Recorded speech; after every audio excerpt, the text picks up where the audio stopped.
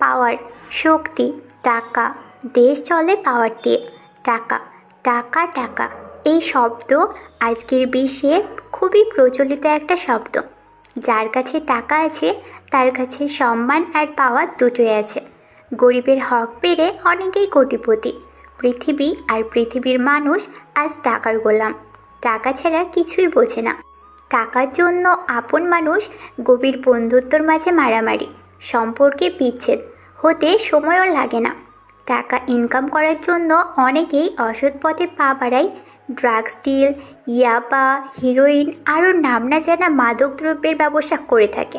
এদের মাঝে অনেক বড় বড় পর্যায়ের লোক যারা মুখোশের আড়ালে এইগুলো করে থাকে। বড় একটা হলরুমে বসে আছে বড় বড় দেশের বড় বড় সব মাফিয়া কিং, যাদের আন্ডারে আছে শত শত মাফিয়া কোর। কোনো একটা কারণে সবাই এখানে হাজির হয়েছে, কারোর জন্য অপেক্ষা করছে, কিন্তু তার আসার কোনো নাম নেই। কয়েকজন বিরক্ত মুখ নিয়ে বসে আছে, তবুও তাদের কিছু বলার নেই, কারণ তারা যার জন্য অপেক্ষা করছে সে ইচ্ছে করলে তাদের মতো হাজার হাজার মাফিয়া তুড়ি মেরেই শেষ করে দেওয়ার ক্ষমতা রাখে। কিছু সময় পর একজন নেভি ব্লু কালারের লং হুডি পরিহিত অবস্থায় মুখে মাস্ক পরে এক যুবক প্রবেশ করল, চোখ দুটো নীল। তার পিছনে প্রবেশ করলো লাল কালারের লং হুডি সাথে লাল মাস্ক, দুইজনের মুখেই ফিনিক্স মাস্ক। প্রথমেই যে প্রবেশ করলো তাকে দেখে সবাই দাঁড়িয়ে মাথা নিচু করে সম্মান দিল। বসে পড়ুন সবাই। আর কে কথা শুনে সবাই বসে পড়ল। এম কে ভিআইপি চেয়ারে বসলো, তার পাশে বসলো আর কে। এখানে যা বলা হবে ইংরেজিতে, কিন্তু পাঠক পাঠিকাদের জন্য বাংলায় বলছে। আমাদের হঠাৎ কেন এই সমাবেশে ডাকা হয়েছে বস? ড্রাগন গ্যাং লিডার বলল, আমি কোনো কারণ ছাড়া ডাকি না, নিশ্চয়ই জানেন। জানি বস, বলুন কি হয়েছে। আপনাদের জানাতে এসেছি আমি আর এই রকস্টার সিটির বাদশা হয়ে থাকতে চাইছি না। এই কথা শুনে সবাই নিজেদের মধ্যে শোরগোল শুরু করে দিল, নিজেদের মাঝে কথা বলতে লাগলো। সাইলেন্ট, চুপ করুন সবাই। এম কে সবাইকে চুপ করিয়ে দিল। আমি অনেক দিন হলো আপনাদের লিড করছি, আলহামদুলিল্লাহ সব কিছুই ঠিক আছে। এখন আমি লম্বা ছুটি যেতে চাচ্ছি। বাদশা, আপনি যদি ছুটতে যান তাহলে রকস্টার সিটি আবার এলোমেলো হয়ে যাবে। কিছু হবে না, আমার বদলে আমার বন্ধু আর কে সব কিছু লিড করবে। তাকে সবাই তো মানবে না। সেটা আমি দেখে নিব। তাছাড়া আমি ছুটিতে যাচ্ছি, একেবারে চলে যাচ্ছি না। এম কের কথা শুনে সবাই আবার কথা বলতে লাগলো। এম কে সবার দিকে নজর দিতে লাগলো। কারো কারো মুখে হাসি লেগে আছে, যেটা দেখে এম কে নিজেই মুচকি হাসলো, যেটা মাস্কের আড়ালেই রয়ে গেল। এই হাসির মানে যে কারো বোঝার ক্ষমতা নেই। আপনাদের কথা শেষ হয়েছে কি? আমি এত কথা শুনতে চাইছি না। কিন্তু তুই আমাকে কেন লেট করতে দিবি? এটা তুই ছাড়া আর ভালো কেউ পারবে না। চুপ কর, বাকি কথা পরে হবে। আপনাদের কি মতামত? এম কের কথা শুনে অনেকে সায় দিল, আবার অনেকেই অনেক কথা বলতে লাগলো। এটা দেখে এম কে রেগে দাঁড়িয়ে গেল। রকস্টার সিটির বাদশা কিলার এম কে, আমি যা বলবো সেটাই হবে। আর একটা কথা শুনতে চাই না। যার সমস্যা সে হাত তুলে দাঁড়ান। এম কে রাগান্বিত কথা শুনে সবাই চুপ হয়ে গেল, আর কোনো কথা বলল না। সবাই জানে এম কে রাগলে নিজেদের ক্ষমতা হারাতে হতে পারে। সবাই আজ থেকে আর্কের কথা মেনে চলবে। তার আদেশ মানে আমার আদেশ। ওকে বস। আরও অনেক কথা বলে এম কে ও আর কে সেখানে থেকে চলে গেল। আর আর বাকি মাফিয়ারা নিজেদের মধ্যেই কথা বলতে লাগলো, আর কেউ কেউ কোলাকুলি করতে লাগলো। এম কে হেলিকপ্টার গিয়ে রুমের মাঝের দৃশ্য দেখে হাসলো। তুই হঠাৎ এই সিদ্ধান্ত নিলি কেন? তুই তো জানিস বাদশাদা কিলার কখনো অকারণে সিদ্ধান্ত নেয় না। তাই বলে এটা তোর অনুপস্থিতিতে তো অনেক কিছুই হয়ে যেতে পারে। ঘটতে দে, যা হবে আমি দেখে নেব, তুই চিন্তা করিস না। ওকে, তোর যেটা ভালো মনে হয়। আর হ্যাঁ, আমি ফোন করা না পর্যন্ত তুই আমার সাথেই যোগাযোগ করবি না। আবার কোথায় গুম হতে চাস? এবার খুব একটা প্রিয় জায়গায় যাব। যেখানে যাস না কেন সাবধানে। কে আমার ক্ষতি করবে? তোর অনেক শত্রু আছে, তাদের কাছে খবর যেতে সময় লাগবে না। কয়েকজন ছাড়া আমাকে কেউ চেনে না। আশা করি তারা আমার সাথে গদ্দারি করবে না, আর করলেও কিলার তার নিজের কাজ করবে। দুইজনের মাঝে অনেক কথা হলো। এক সময় বড় বিল্ডিংয়ের উপর হেলিকপ্টার ল্যান্ড করলো। দুইজন নেমে নিজেদের গন্তব্যে চলে গেল। দুবাইয়ের বড় মাফিয়া কিং ড্রাগন, তার সাথে কয়েকজন অন্য অন্য দেশের মাফিয়া গোল টেবিলে বসে আছে। কি জন্য আমাদের এখানে ডাকা হয়েছে? সবাই তো শুনলেন, বাদশা নিজেকে ছুটি দিয়েছে। তো কি হয়েছে? তার কাজ তো আর থেমে থাকবে না। সেটা না, রকস্টার সিটির বাইরে গেলে তার শক্তি একটু হলেও কমবে। এই সুযোগে তাকে আমরা যদি, বুঝতেই পারছেন আমি কি বলছি। সবই বুঝলাম, আমরা কিন্তু তাকে তো আমরা চিনি না। চিনতে সময় লাগবে না, চেনার ব্যবস্থা আমি করব। তারাকে আমাদের শক্তি আর টাকা দুটোর বাড়াতে হবে। সেটাও বাদশার জন্য বন্ধ হয়ে আছে, কোনো ডিল করতে পারছি না। আজ থেকে শুরু করো। খোঁজ নিয়ে জানতে পারছি এমকে সত্যি কোথাও চলে গেছে। আচ্ছা ঠিক আছে। আর আমেরিকার বর্তমান প্রিন্স যে, তাকে মারতে পারলে আমাদের টাকার পরিমাণ বেড়ে যাবে। আচ্ছা ঠিক আছে, ভেবে দেখবো। ওই দেখো, এটা প্রিন্সের ছবি, অনেক কষ্টে জোগাড় করেছি। আমাদের সাথে কি আমেরিকার জোকার কিং এর বাদশার চরম শত্রুতাকে যোগ করা হয় তাহলে খুব ভালো হবে। ভালো চিন্তা। খুব তাড়াতাড়ি আমি তার সাথে দেখা করব আর আমাদের প্ল্যান সম্পর্কে জানাবো। কয়েক দেশের মাফিয়া যারা সবসময় খারাপ কাজ করে খুব মনোযোগ দিয়ে পিক দেখে নিল আর নিজেদের মাঝে ডিল করে নিল। আর বাকি কিছু সিক্রেট কথা বলল, যেটা লেখকেরও অজানাই রয়ে গেল। বাংলাদেশের সবচেয়ে বড় মাফিয়া কিং এনকে, যার কথায় পুরো দেশ চলে, এমন কোনো খারাপ কাজ নেই যেটা সে করেনি। মেয়ে পাচার করা তার খারাপ কাজের মধ্যে অন্যতম। আজ পর্যন্ত তাকে কেউ দেখেনি। ভালো মানুষের আড়ালে খারাপ কাজ তার দ্বারাই সম্ভব। আজও রাতের অন্ধকারে 200 মেয়ে মালয়েশিয়া থেকে পাচার করলো। সামনের সপ্তাহে আরও মেয়ে লাগবে, যত তাড়াতাড়ি সম্ভব জোগাড় করে ফেল। চিন্তা করবেন না বস, খুব তাড়াতাড়ি হয়ে যাবে। বাংলাদেশে আমাদের কাজ ঠেকানোর মতো কারো সাধ্য নেই। প্রশাসনের সবাই আমাদের পকেটে। বাপের ক্ষমতা নেই এই এনকের রাস্তায় আসবে। যে আসবে তাকে মেরে বালি চাপা দিয়ে দিব। জি বস। শীতের সকাল শিউলি ফুলের ঘ্রাণ লেখকের মনকে বিমোহিত করে। শীতের দিনে সকালে চায়ের কাপে চুমুক দিয়ে পরিবেশ উপভোগ করা এক দারুণ অনুভূতি। জানালার পাশে দাঁড়িয়ে বাইরের দৃশ্য দেখছে একটি মেয়ে। তার হাত থেকে গরম কফি ধোয়া উঠছে, মাঝে মাঝে সুন্দর ঠোঁট দুটো কফির ছোঁয়া লাগছে। সে এক অপরূপ দৃশ্য। জেসিমা, নাস্তা রেডি, তাড়াতাড়ি খেতে আসো। আসছি মা, কফি শেষ করে। আব্বু উঠেছে? হ্যাঁ তাড়াতাড়ি আয়, তোর আব্বু তোর জন্য অপেক্ষা করছে। একসাথে খেয়ে নে, তোর আব্বু আসলে অফিস যাবে। আসছি মা। পুরো নাম জেসিকা নূর, জেসি বলে সবাই ডাকে। বাবা জাহাঙ্গীর আলম বাংলাদেশের রাষ্ট্রপতি, মা জাবেদা খাতুন, সে একজন গৃহিণী। জেসি কফির কাপটা টেবিলের উপর রেখে বাইরের ডাইনিং টেবিলে চলে আসলো। Good morning mom dad. Good morning my princess. তাড়াতাড়ি বসে পড়ো, গরম গরম পরোটা সেই স্বাদ। ড্যাড। তিনজনে নাস্তা করতে বসলো। কাজের খালা পাশে দাঁড়িয়ে আছে, কোনো কিছু লাগলে তিনি এনে দেয়। ড্যাড, আমি আর বডিগার্ড নিয়ে ভার্সিটিতে যাব না। মামুনি, তুমি তো জানো তোমার বাবার শত্রুর অভাব নেই। তোমার একলা ভার্সিটিতে বাইরে যাওয়ার রিস্ক। মম, আমাকে কেউ চিনবে না, আমি সেই ব্যবস্থাই করে যাব। প্লিজ ড্যাড, মমকে বোঝাও। আচ্ছা, আমার জেসিমা যখন যেতে চেয়েছে কয়েকদিন যাক। Thank you dad. আচ্ছা, তোমরা খেয়ে নিও, আমার শেষ জরুরি কাজে ভবনে যেতে হবে। একথা বলে জাহাঙ্গীর আলম তাড়াতাড়ি খাবার টেবিল ছেড়ে চলে গেল। আর জেসি মন বেজার করেই রইল, কারণ তার বাবা প্রতিদিন এইভাবেই খাওয়ার মাঝে উঠে যায়। ঘুম ঘুম চোখে হাই তুলতে তুলতে মাহিমের ঘুম ভাঙল। পাশে তাকিয়ে দেখলো মারুফ এখনো ঘুমিয়ে আছে। আহ, কি শান্তির ঘুম! দাঁড়া, তোর ঘুম পাড়াচ্ছি। এই কথা বলে মাহিম মারুফের মাঝের উপরে কিক মারল।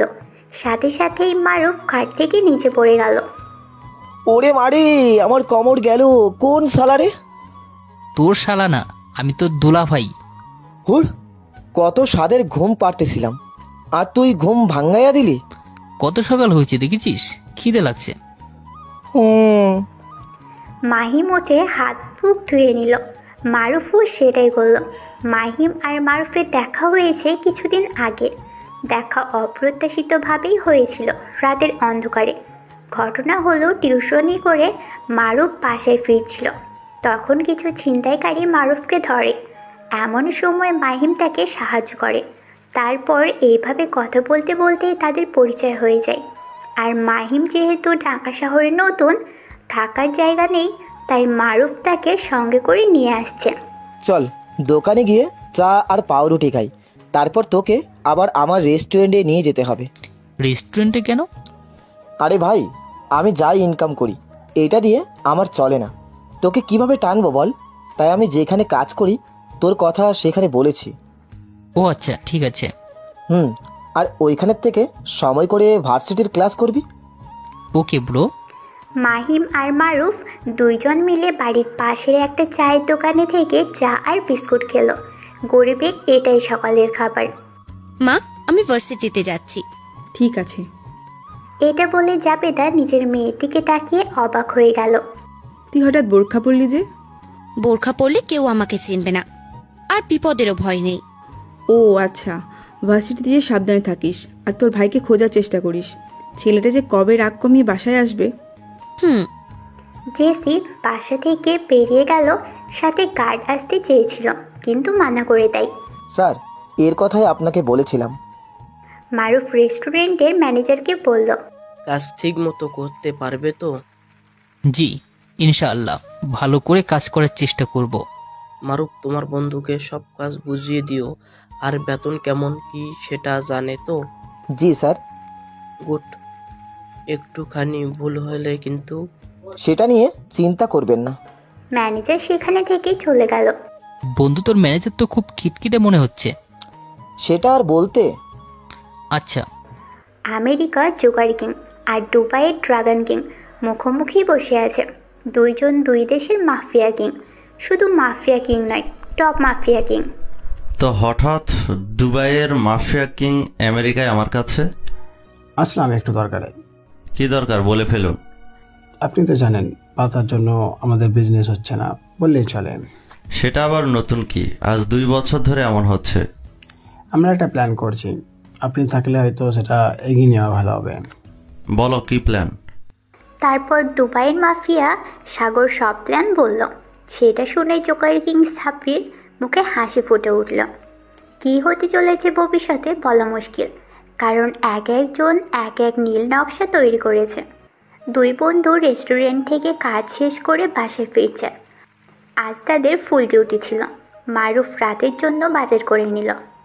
আচ্ছা মাহিম, তুই আগে কোথায় থাকতিস? আমি থাকতাম। হ্যাঁ, থাকতিস কোথায়? যশোর ছোট একটা গ্রামে, পরিবারের কেউ নেই। তোরে তো আগেই বলেছি। আরে মন খারাপ করিস না, আমি আছি তো। তোর পরিবারের কে কে আছে? আছে মা, বাবা আর ছোট বোন। বাসায় চলে আসছি। তুই রান্না করতে পারিস তো? পারি টুকটাক। ঠিক আছে, তুই তরকারি কোট, আমি তত সময় গোসল করে আসি। ঠিক আছে। রাতের অন্ধকারে ফাঁকা রাস্তায় বসে আছে কয়েকটি ছেলে। মদপান করে নেশা করে আছে আর মাতলামি করছে। সেই রাস্তা দিয়ে টিউশনি করিয়ে বাসায় ফিরছিল জান্নাত নামের একটা মেয়ে। কিন্তু ফাঁকা জায়গা আসতে তার চোখে নেশাগ্রস্ত ছেলেগুলো দেখা মিলল। জান্নাত কিছুটা ভয় পেয়ে গেল, তবুও এক পাশ দিয়ে চলে যেতে চাইল, কিন্তু ছেলেগুলো তার পথ আটকে ধরল। কি গো সুন্দরী, এত রাতে কই থেকে ফেরা হচ্ছে? টিউশনি করিয়ে ফিরছিলাম ভাইয়া। কত কষ্ট তোমার, কিন্তু তুমি চাইলে এই সুন্দর চেহারা দিয়ে ঘন্টায় অনেক অনেক টাকা ইনকাম করতে পারো। সি ভাইয়া, আমি অমন মেয়ে না, রাস্তা ছাড়ুন, বাসায় যাব। সেটা তো হচ্ছে না। আমরা থাকতে আমাদের বোনকে এত কষ্ট করতে দিতে পারি বলো? একদম। চলো একটু মস্তি করি। জান্নাতের হাত ধরে ছেলেগুলো টানাটানি করতে লাগলো। তখন সেখানে একটা ছেলে আসলো, যাকে দেখে বাকি ছেলেগুলো থেমে গেল। জান্নাত ভাবলো হয়তো সে বেঁচে গেছে, কিন্তু না। কি রে, এত টানাটানি করছিস কেন? মালটারে তাড়াতাড়ি গাড়িতে তোল, বস অনেক রেগে আছে। প্লিজ আমাকে ছেড়ে দিন, আমার মা আমার জন্য বাড়িতে অপেক্ষা করতেছে।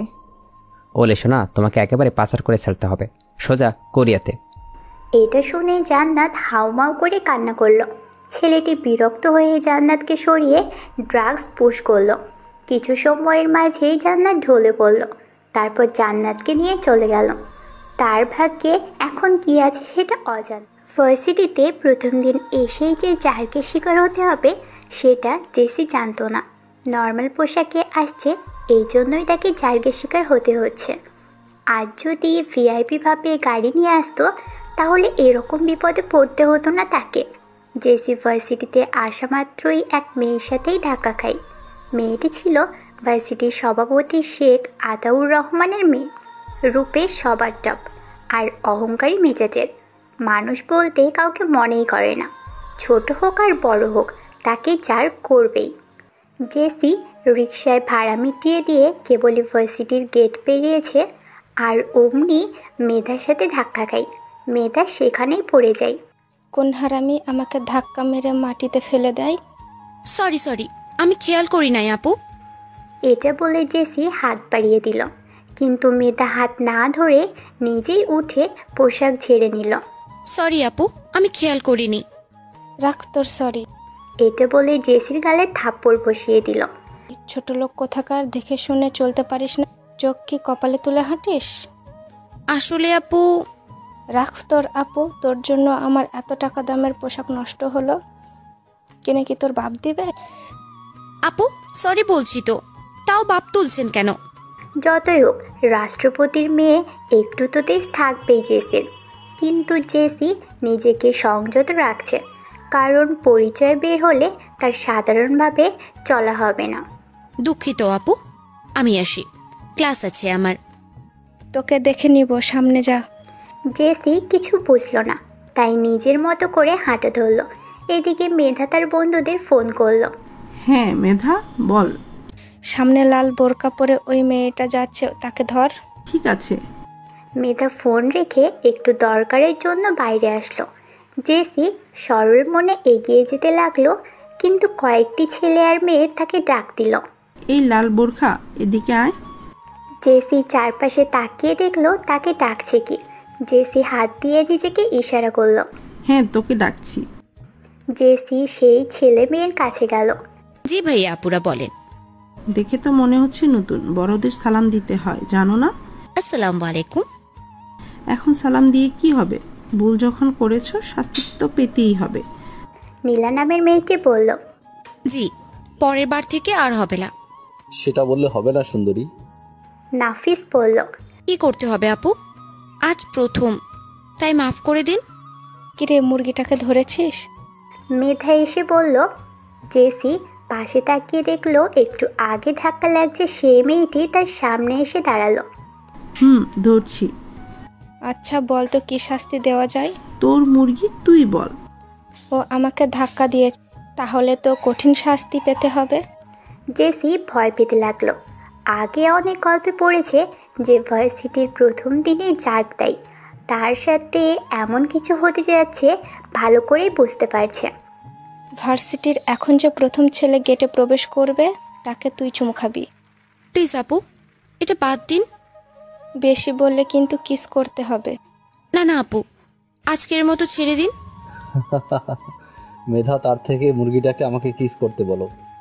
তোর রুচি এত খারাপ জানতাম না, ছোট লোককে কিস খেতে চাস? আরে মেধা, ছোট লোকদের ব্যবহার করতে হয়। এরই মাঝে একটা কম দামি পোশাক পরে খ্যাত বলা চলে গুটি গুটি পায়ে ভার্সিটির মধ্যে প্রবেশ করলো। মেধা, ওই দেখো একটা মোরগ আসছে। হাই রে, ওই ছেলেটাকে গিয়ে চুমু খাবি, তারপর কোনো কথা ছাড়াই সেখান থেকে চলে যাবি। মেধার কথা শুনে জেসির খুব রাগ হতে লাগলো। জেসি গেটের দিকে তাকিয়ে দেখলো সাধারণ পোশাক পরে একটি ছেলে প্রবেশ করছে। আপু, আজকের মতো মাফ করে দিন। যাবি না, বেশি শাস্তি দিব। ছেলেটি জেসিদের থেকে একটু দূরে ছিল। তখন জেসি দেখতে পারলো কে আসছে। ছেলেটিকে দেখে জেসি কোনো ভাবনা চিন্তা ছাড়াই তড়িৎ গতিতে এগিয়ে গিয়ে বাম গালে চুমু খেয়ে সেখানে থেকে দৌড়। একটু সময়ের মাঝে কি হয়ে গেল কেউ বুঝতেই পারল না। ছেলেটি মানে মাহিম যে ভার্সিটিতে আজ প্রথম দিন আসছে, আর আসতেই এমন কাজ হবে সে ভাবতেও পারেনি। গালে হাত দিয়ে দাঁড়িয়ে আছে আর মেয়েটি চলে যাওয়ার দিকেই তাকিয়ে আছে।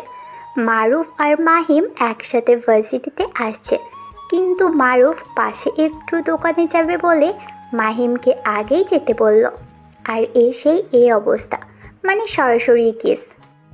যাক, কেলো ভার্সিটি নাকি অন্য কিছু।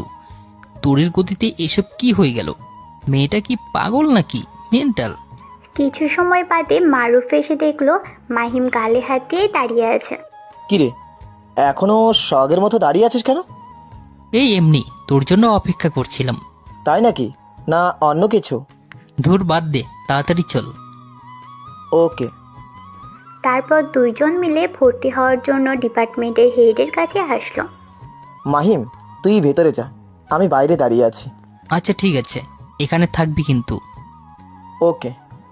মে I come in sir? Yes, come in. Mahim স্যারের অনুমতি নিয়ে রুমে প্রবেশ করলো। তারপর স্যারকে সালাম দিয়ে কাগজগুলো স্যারের টেবিলে রাখলো। স্যার, আমার ভর্তির কাগজ। দেখছি। স্যার তারপর সব কাগজ দেখতে লাগলো। তো হঠাৎ ভালো বিশ্ববিদ্যালয় থেকে এখানে আসার কারণ? স্যার, আমি নিজের সম্পর্কে কিছু বলতে চাচ্ছি না। বাহ, তোমার জন্য যে সুপারিশ করেছে তার কথা মতো মিলে যাচ্ছে। যাই হোক, তোমাকে ভর্তি করিয়ে নিলাম, কোনো সমস্যা হলে বলবে। অবশ্যই স্যার। মাহিম খুব সহজেই ভর্তি হয়ে গেল, কারণ না হয় অজানাই রয়ে গেল। মাহিম স্যারের কেবিন থেকে বেরিয়ে এসে দেখলো মারুফ খুব নজর দিয়ে কিছু দেখছে, তাই হালকা করে ধাক্কা দিল। কি রে, কি দেখছিস? কিছু না, তোর ভর্তি হয়ে গেছে। হ্যাঁ। তাহলে ক্লাসে চল। মাহিমের মতো মারুফও কথাটি ঘুরিয়ে নিল। মাহিম মারুফের সাথে ক্লাসরুমে প্রবেশ করার সাথে সাথেই সবাই হাসাহাসি শুরু করে দিল। মাহিম এটা দেখে অবাক, কিন্তু মারুফ একদম স্বাভাবিক আছে। কি রে, এটা সবাই হাসছে কেন? কেন হাসছে সেটা একটু পর বুঝতে পারবি। মাহিম আর মারুফ শেষের বেঞ্চে বসে পড়ল। এর মাঝেই অনেকে অনেক কথা বলল। দেখ দেখ, এক ছোট লোকের সাথে আরেক ছোট লোক আসছে। আরে বুঝিস না, ছোট লোকের সাথেই বন্ধুত্ব করে। এর মাঝে একজন মারুফকে জিজ্ঞেসই করে ফেলল, কিসের ওয়েটার? এটা কি তোর কোনো ওয়েটার বন্ধু যাকে তুই ধরে আনছিস? মাহিম কথাটা শুনে সেদিকে তাকালো। সুন্দর একটা মেয়ে, দেখতে অনেক স্মার্ট, কিন্তু অনেক অহংকারী। মেয়েটির কথা শুনে আরেকজন বলল, একদমই ঠিক বলেছিস মেধা, আমার তাই মনে হচ্ছে। দুইজনের কথা শুনে সবাই জোরে জোরে হেসে দিল।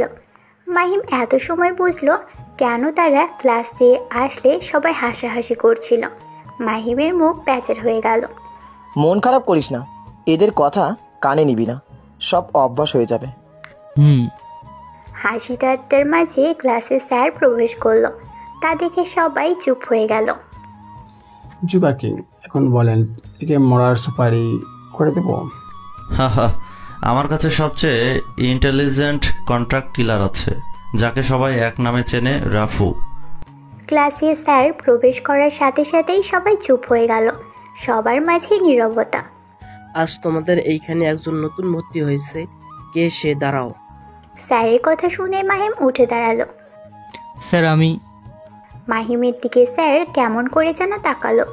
তুমি এই শেষ বর্ষে কিভাবে ভর্তি হলে বুঝলাম না, আর ভর্তি যখন হয়েছো ভালো করে পড়াশোনা করবে। তোমার নাম কি? স্যার, আমার নাম মাহিম, আর বাসা এই ভার্সিটি থেকে একটু দূরে। ঠিক আছে, বসো। স্যার ক্লাসের ফাঁকে সবাইকে একটা প্রশ্ন করলো।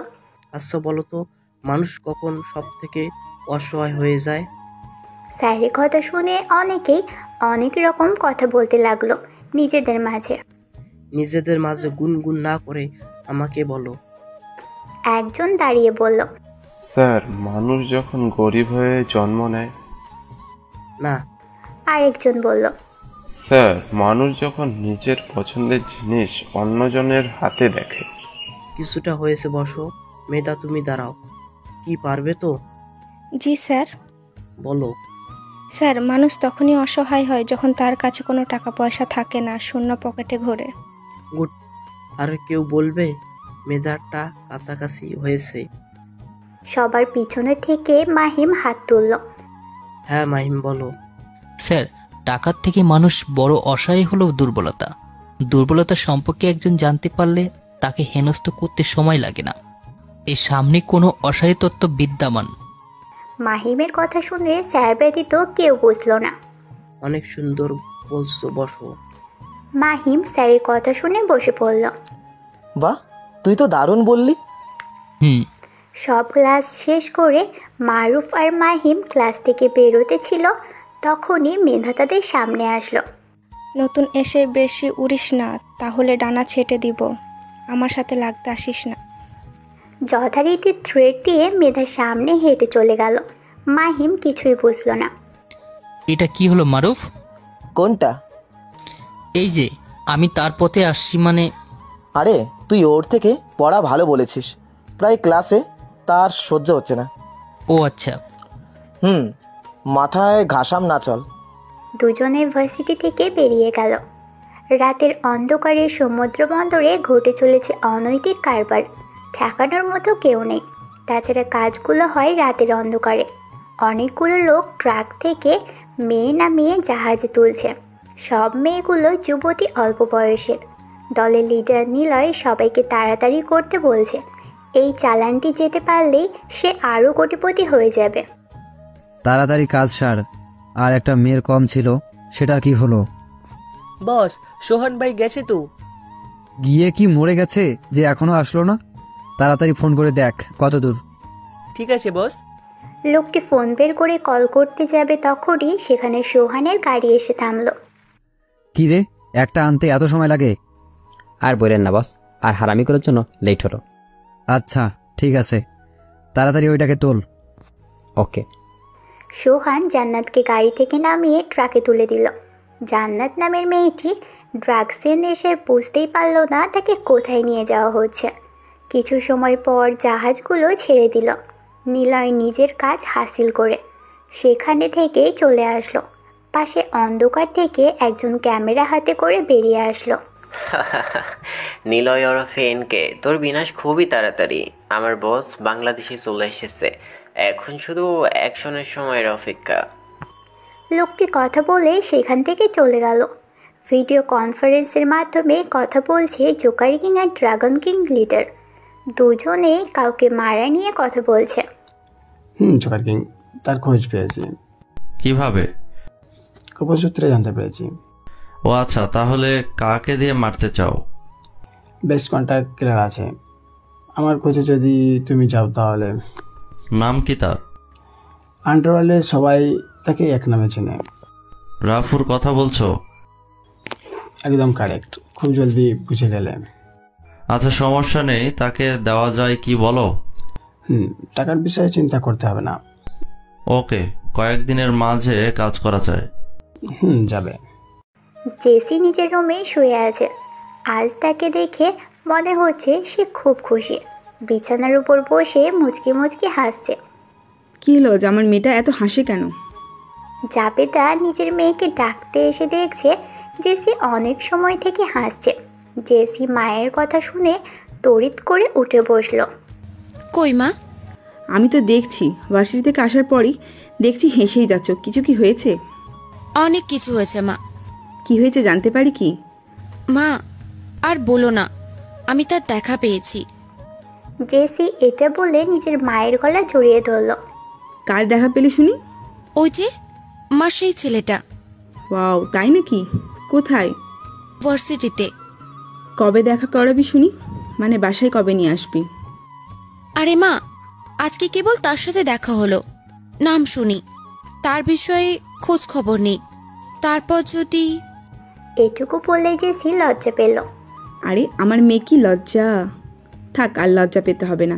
এখন তার চিন্তা বাদ রেখে খেতে আসো। ঠিক আছে মম। মারুফ আর মাহিম খাওয়া দাওয়া করে রাতে হাঁটতে বের হয়েছে। দুইজন বিভিন্ন ধরনের গল্প করছে। এর মাঝে তাদেরকে চারপাশ থেকে কিছু লোক ঘিরে ধরল। তোদের কাছে যা আছে সব বের করে দে। আমাদের কাছে কিছুই নেই, আমরা ছাত্র, আপনাদের দেওয়ার মতো কিছুই নেই। মাহিম ভীতু হয়ে বলল। হ্যাঁ, আমাদের বোকা ভাবিস না, যা আছে সব বের কর, না হলে এই ছুরি দেখছিস পেট ফুটো করে দেব। দেখ, ভালোই ভালোই বলছি, চলে যা, না হলে তোদের খবর করে ছাড়বো।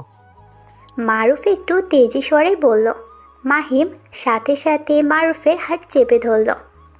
ভাই যা আছে দিয়ে দে, না হলে এরা আমাদের মেরে দিবে। আমি এত তাড়াতাড়ি মরতে চাই না। মাহিমের কথা শুনে ডাকাতগুলো হাসতে লাগলো। মারুফ মাহিমকে আশ্বাস দিল। চিন্তা করিস না, এইসব অভ্যাস হয়ে গেছে। নিজেকে দুর্বল ভাবলে এরা আরও জেঁচে বসবে। সবসময় প্রতিবাদ করার চেষ্টা করবি। কিন্তু ওদের কাছে তো ছুরি আছে। গাধা, দেখতে থাক। মারুফ ওদের সাথে হাতাহাতি শুরু করে দিল। ডাকাতগুলো প্রফেশনাল নয়, তাই মারুফ খুব সহজেই তাদের সাথে ফাইট করতে পারছে। মারুফ মাহিমের ডাক শুনে মারুফ পিছনে তাকিয়ে দেখল মাহিমের হাত থেকে গল গল করে রক্ত পড়ছে। মাহিম হাত ধরেই দাঁড়িয়ে আছে, পাশে একটা ডাকাত। মারুফ বুঝে গেল ডাকাতিটাকে ছুরি মারতে আসছিল, আর মাহিম সামনে চলে আসায় তার হাতে লাগছে। মারুফ সব কয়টাকে উড়াধুরা মারল। একসময় সবাই পালালো। তোকে মারামারির মাঝে কে আসতে বলেছে? আসলাম নাকি? কিন্তু তোরে তো ছুরি মারতেই গিয়েছিল। তো আমি ঠিক ম্যানেজ করে নিতাম। হয়েছে। এসব ঝামেলা আমার একদম ভালো লাগে না। সব দিয়ে দিলেই তো হতো। বেশি কথা বলিস না, রক্ত পড়ছে, শক্ত করে ধর। সামনে একটা ফার্মাসি আছে, তাড়াতাড়ি চল, ড্রেসিং করিয়ে দি। আরে লাগবে না, বাসায় গিয়ে কাপড় পাতলে হবে। বেশি কথা বলিস না তো। মারুফ জোর করে মাহিমকে ফার্মেসিতে নিয়ে গিয়ে ড্রেসিং করিয়ে নিল, আর কিছু মেডিসিন কিনল।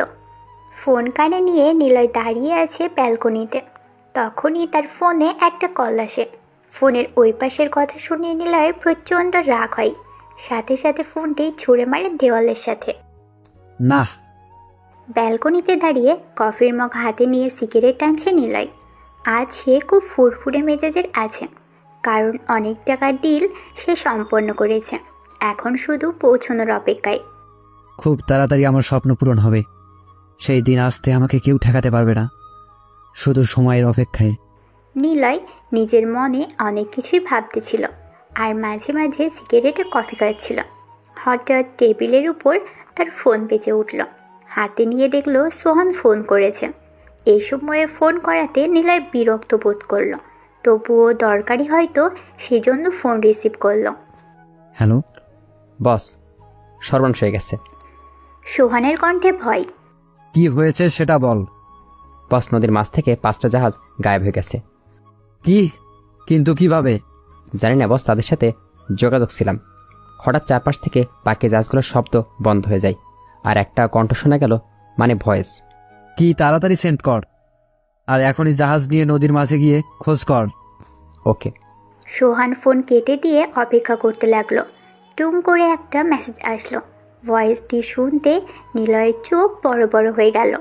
নিলয় ওরফে এনকে, খুব তাড়াতাড়ি ভালো হয়ে যা, না হলে তোর পতন হবে। আর ছোট মাছ হয়ে বড় স্বপ্ন দেখিস না। আর শুধু টেলার দেখালাম। নিলয় ভয়েস শুনে প্রচণ্ড রেগে গেল। সাথে সাথে নিজের ফোন ছুঁড়ে মারল দেওয়ালের সাথে, আর ফোন ভেঙে চুরমার হয়ে গেল। নিলয় চিৎকার করে বলল, না, এটা হতে পারে না। সে কোনোভাবেই আমার কাজ সম্পর্কে জানতে পারে না, আর যদি জেনে যায় খুব তাড়াতাড়ি কিছু একটা করতে হবে।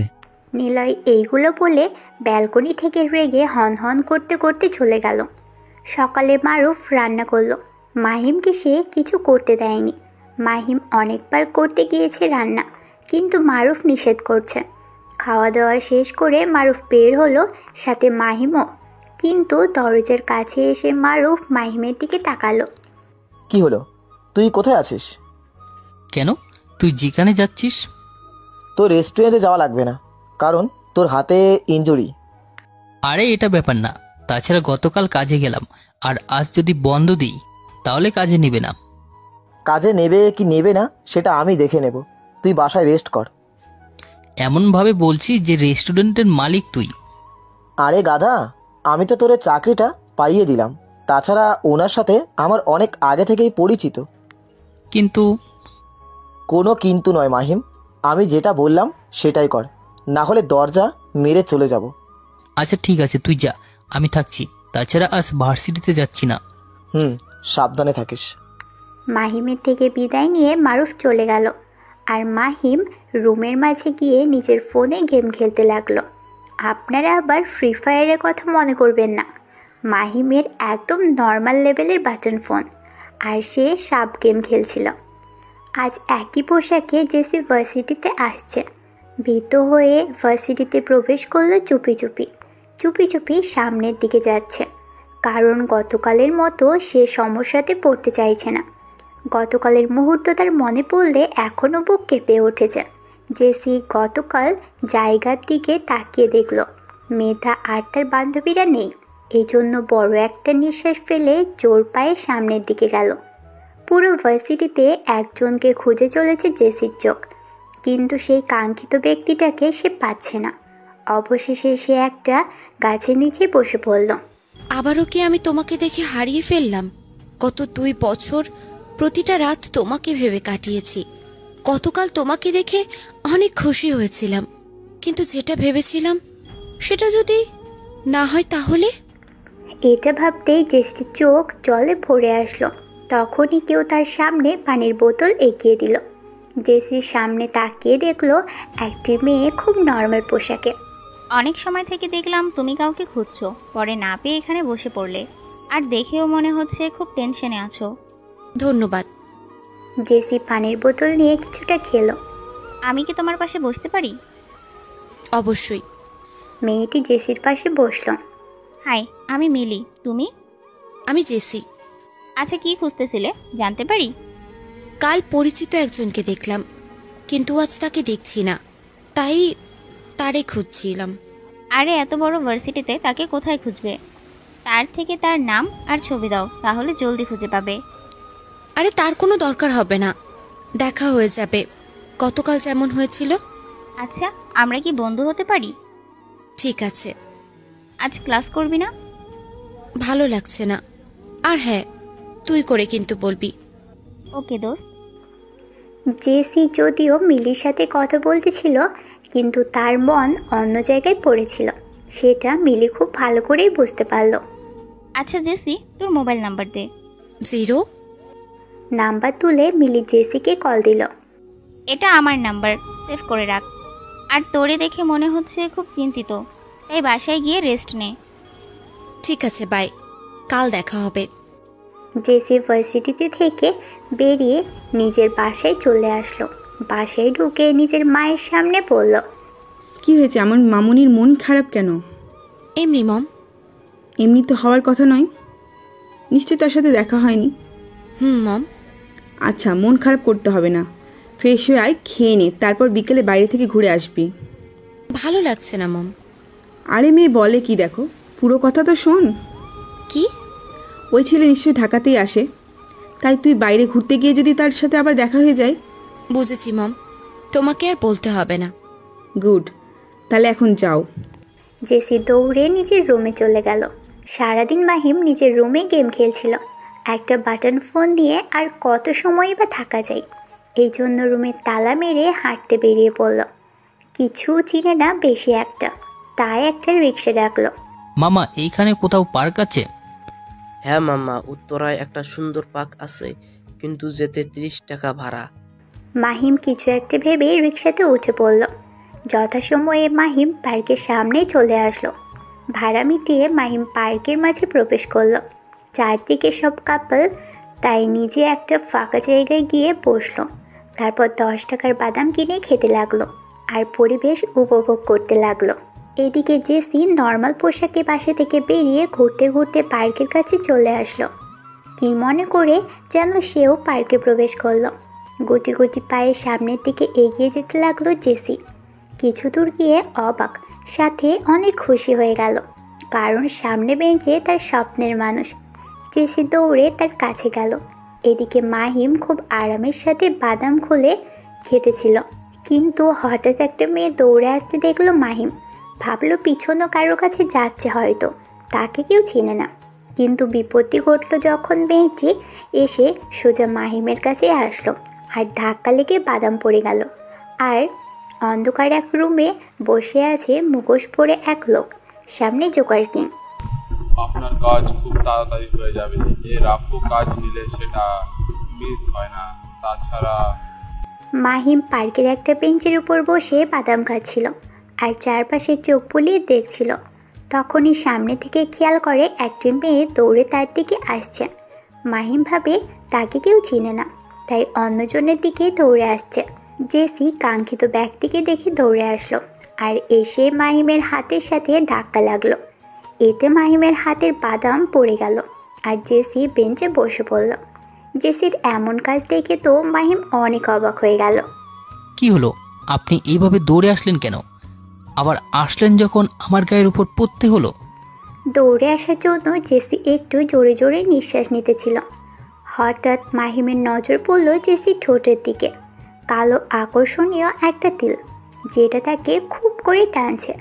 মাহিম সাথে সাথে অন্যদিকে তাকালো। আচ্ছা সরি, আর এভাবে একজনকে এত প্রশ্ন করব না। জেসির মিষ্টি কণ্ঠস্বর শুনে মাহিম তার দিকে তাকালো। সরি ঠিক আছে, কিন্তু আবার উল্টা প্রশ্ন করছেন কেন? আমি উল্টা প্রশ্ন করছি না, শুধু জিজ্ঞাসা করছি। মাহিম নিজের বাদাম ঠোসা নিয়ে বেঞ্চ থেকে উঠতে গেলে জেসি তার হাত চেপে ধরল। মাহিম তো অবাকের চরম পর্যায়ে পৌঁছে গেল। নিজের মনে মনে বলল, এটা আবার কেমন মেয়ে যে অপরিচিত ছেলের হাত পা চেপে ধরেছে? এই যে আপনার হাত ধরেছিলাম বলে ভাববেন না আমি এতটা সস্তা মেয়ে। আমি যাত্রার হাত ধরি না। জেসির কথা শুনে মাহিম পিছনে ঘুরে জেসির থেকে নিজের হাত ছাড়িয়ে নিল। যদিও আমি সেটা মনে করি নাই, কিন্তু এখন মনে হচ্ছে করতে হবে। আরে ছি, একদম না। আচ্ছা আপনি চলে যাচ্ছেন কেন? বসুন। এখানে বসার কোনো ইচ্ছে নেই আমার। না বসলে চিৎকার করব, তখন দেখবেন মজা। জেসির কথা শুনে মাহিম কিছু একটা ভাবল, তারপর জেসির পাশে বসে পড়ল। হাই, আমি জেসি। আর তুমি? আমি মাহিম। আপনি কোথায় থাকেন? অপরিচিত কাউকে নিজের ঠিকানা বলতে নেই। আরে আমি অপরিচিত হলাম কেমনে? একটু আগেই তো তোমার সাথে পরিচয় হলাম। আপনি তো বহুত একেবারে তুমিতে চলে আসছেন। আমি এমনই। জেসি অনেক কথা বলতে লাগলো। একসময় নিজের ফোন বের করে মাহিমের সাথে ছবি তুলতে গেল, কিন্তু মাহিম সেটা বাধা দিল। অনেক কথা বলেছেন ঠিক আছে, কিন্তু কোনো ছবি তুলবেন না প্লিজ। এটা আমার স্মৃতি হিসেবে থাকবে, কারণ আমি আজকে প্রথম অপরিচিত একটা ছেলের সাথে কথা বললাম, তাও আপনি। সেটা দেখেই বুঝেছি আপনি কত কথা বলেন। আচ্ছা, আপনি আগে কই থাকতেন? বলতে বাধ্য নেই, আপনি জানতো বিরক্ত লাগছে।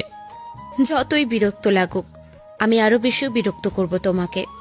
মাহিম একরাশ বিরক্ত নিয়ে উঠে দাঁড়ালো, তারপর হাঁটা ধরলো। জেসি সেটা দেখে মাহিমের পিছনে আসতে লাগলো। তোমার মতো মেয়ের কাছে থাকলে পাগল হয়ে যাব। পাগল তো হবেই, তাও আমার পাগল। মানে? কিছু না। আচ্ছা, আমি কি আগে কখনো তোমাকে দেখেছিলাম? দেখলেও দেখতে পারো, মনে করে দেখো। মাহিম নিজে মনে করার চেষ্টা করতে লাগলো, কিন্তু কোনোভাবেই মনে পড়ল না। হঠাৎ জেসির হাত মাহিমের কাটা জায়গায় পড়ল। মাহিমের চিৎকার শুনে জেসি তাড়াতাড়ি করে দাঁড়ালো আর মাহিমকে ভালো করে দেখতে লাগলো। কি হলো, ব্যথা লাগার মতো চিৎকার করলে কেন? কিছু না, আপনি জানতো। যাবো তো অবশ্যই, কিন্তু তুমি যাওয়ার পর। মাহিম দেখলো এই মেয়ে তার কথা শুনবে না, তাই পার্ক থেকে জোর পায়ে হেঁটে বের হয়ে গেল আর একটা রিকশায় করে চলে গেল। তোমার দেখা আবার পেয়ে গেছি, আর ছাড়ছি না। তুমি যে আশেপাশে থাকো সেটা খুব ভালো করেই বুঝেছি। জেসি আরেকটি রিকশা নিয়ে সেখান থেকে চলে গেল। সন্ধ্যার পর মারুফ রেস্টুরেন্ট থেকে বাসে ফিরল, কিন্তু বাসায় তালা লাগানো দেখে কপাল কুঁচকে তাকালো। মাহিম আবার কোথায় গেল? এখন আবার এই বাইরে দাঁড়িয়ে থাকতে হবে? মারুফ ফোন বের করে মাহিমকে ফোন দিল। কিরে মাহিম, কোথায় তুই? আরে আমি একটু বাইরে আসছি। কেন, তুই চলে আসছিস কেন নাকি? হ্যাঁ, তুই তাড়াতাড়ি আয়। আচ্ছা, একটু অপেক্ষা কর, আমি আসছি। মারুফ ফোন রেখে বাইরে চায়ের দোকানে বসে চা খেতে লাগলো আর অপেক্ষা করতে লাগলো মাহিমের আসার জন্য। মাহিম আসতে প্রায় 20 মিনিট লাগিয়ে দিল। সরি, একটু লেট হওয়ার জন্য। একটু লেট না, অনেক। তাছাড়া তুই কোথায় গিয়েছিলি? একটু বাইরে ঘুরতে গিয়েছিলাম। সারাদিন বাসায় থাকতে ভালো লাগছিল না, আর গিয়েও শান্তিতে থাকতে পারছি নাকি। ও আচ্ছা, তাড়াতাড়ি এই রুমের দরজা খোল। আর কি হয়েছে? আর বলিস না, এক মেয়ে আমার পিছনে লাগছিল। তারপর মাহিম আগের সব কথা বলল, যেটা শুনে মারুফ হাসতে লাগলো। বুঝলাম। হাসিস না, ফ্রেশ হয়ে নে। অন্ধকার রুমে একটা বড় স্ক্রিনের সামনে বসে আছে মাস্ক পরে এক ছেলে। ভিডিও ওই পাশে রয়েছে জোকার কিং আর ড্রাগন কিং। হঠাৎ দুই দেশের মাফিয়া আমাকে কন্ট্যাক্ট করার কারণ কি? কারণ ছাড়া কেউ তো আর কারোর খোঁজ নেই না নিশ্চয়। তো বলুন কারণ কি? একজনকে মারতে হবে। কাকে মারতে হবে? তোমার জিমেইল অ্যাকাউন্টে একটা পিক পাঠিয়ে দিয়েছি, দেখে নাও। ছেলেটি পিক দেখে কিছু সময় তাকিয়ে রইল। এটা তো বর্তমান বিশ্বের টপ নাম্বার 1 প্রিন্স। তোমার কথা সত্যি, আমাদের একেই মারতে হবে। একে মারা কোনোভাবেই পসিবল হবে না, কারণ তার আশেপাশের সব সময় গার্ড থাকে, আবার তাকে খুঁজে পাওয়াও তো মুশকিল। গার্ডদের কথা বাদ দাও, কারণ সে এখন বাংলাদেশে আছে আর আশেপাশে কেউ নেই বললে চলে। তুমি শুধু খুঁজে মারবে, বুঝলে রাফু? আপনি জানলেন কিভাবে সে বাংলাদেশে? আর সে যে বাংলাদেশে থাকলেও তার আশেপাশে অনেক লোক থাকে। সেটা সিক্রেট, তুমি তোমার কাজ করো। তাছাড়া সে ছদ্মবেশে গেছে, লোক নিয়ে যাওয়ার কোনো মানেই থাকে না।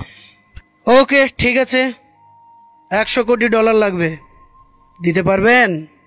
রাফুর কথা শুনে অপর পাশে দুইজন হাসতে লাগলো। টাকা তো আমাদের হাতের ময়লা, কিন্তু দরকার আমাদের পাওয়ার। সেটা প্রিন্সকে মারার মাধ্যমে শুরু করব, আর কাজটি করবে তুমি। টাকা নিয়ে তুমি চিন্তা করো না, কিন্তু কাজ হওয়া চাই। হয়ে যাবে। এখন একটা অ্যাকাউন্ট নাম্বার দিচ্ছি, সেটাতে অর্ধেক পাঠিয়ে দিন। ওকে।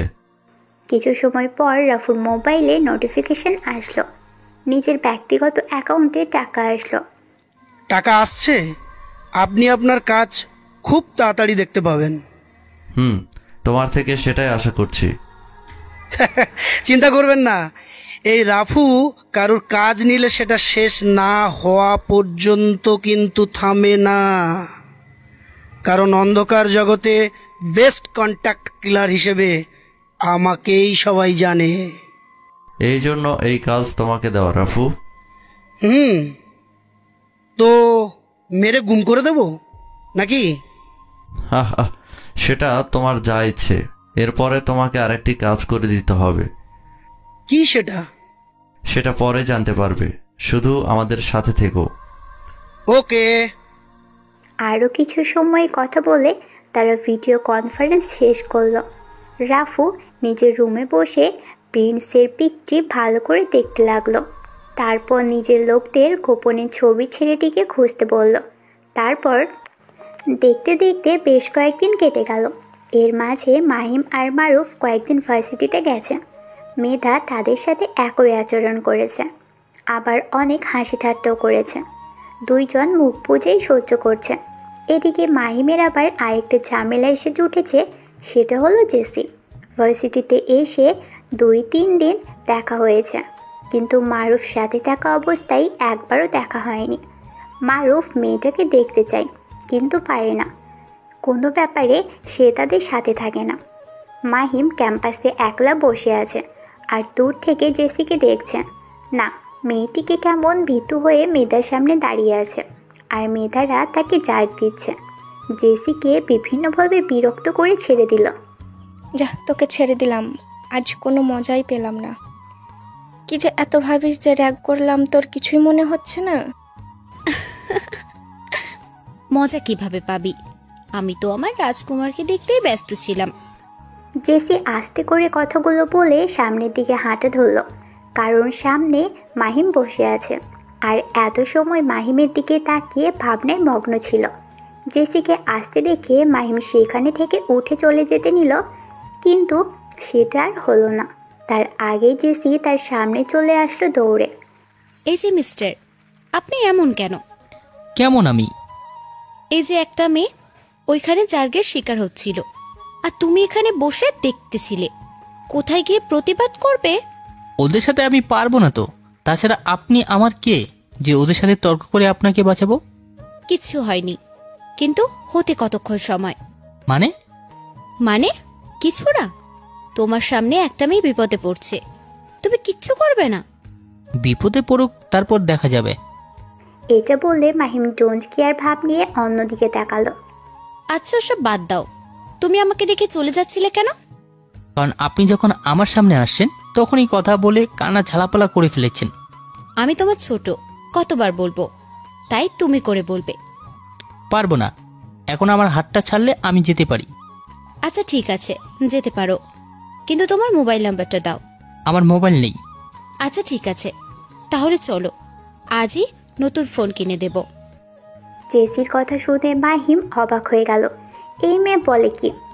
আপনার থেকে ফোন কিনে নেব, আর টাকা পাবেন কোথায়? আমার টাকার অভাব না, মানে গোছানো টাকা দিয়ে। এটা বলে জেসি জিউবা কামড় দিল। জেসি মনে মনে বলল, এক্ষুনি সত্যি বলে ফেললাম। লাগবে না, 019 এটা আমার নাম্বার। ধন্যবাদ। মাহিম কিছু না বলে তার থেকে হাত ছাড়িয়ে নিয়ে চলে গেল। আর জেসি, সে তো মাহিমের যাওয়ার দিকে তাকিয়ে আছে। এই যে ম্যাম, আপনার যদি ভাবা শেষ হয় তাহলে আমরা ক্লাসে যাই। মিলির কথা শুনে জেসি ভাবনা থেকে বেরিয়ে আসলো। তুই কখন আসলি? তুই যখন ওই ছেলের হাত ধরেছিলি তখনই। ও আচ্ছা, তাহলে চল ক্লাসে। আচ্ছা, এটা আমার জিজু নাকি? এখনো হয়নি, কিন্তু খুব তাড়াতাড়ি হবে। তাই নাকি? খুব ভালো।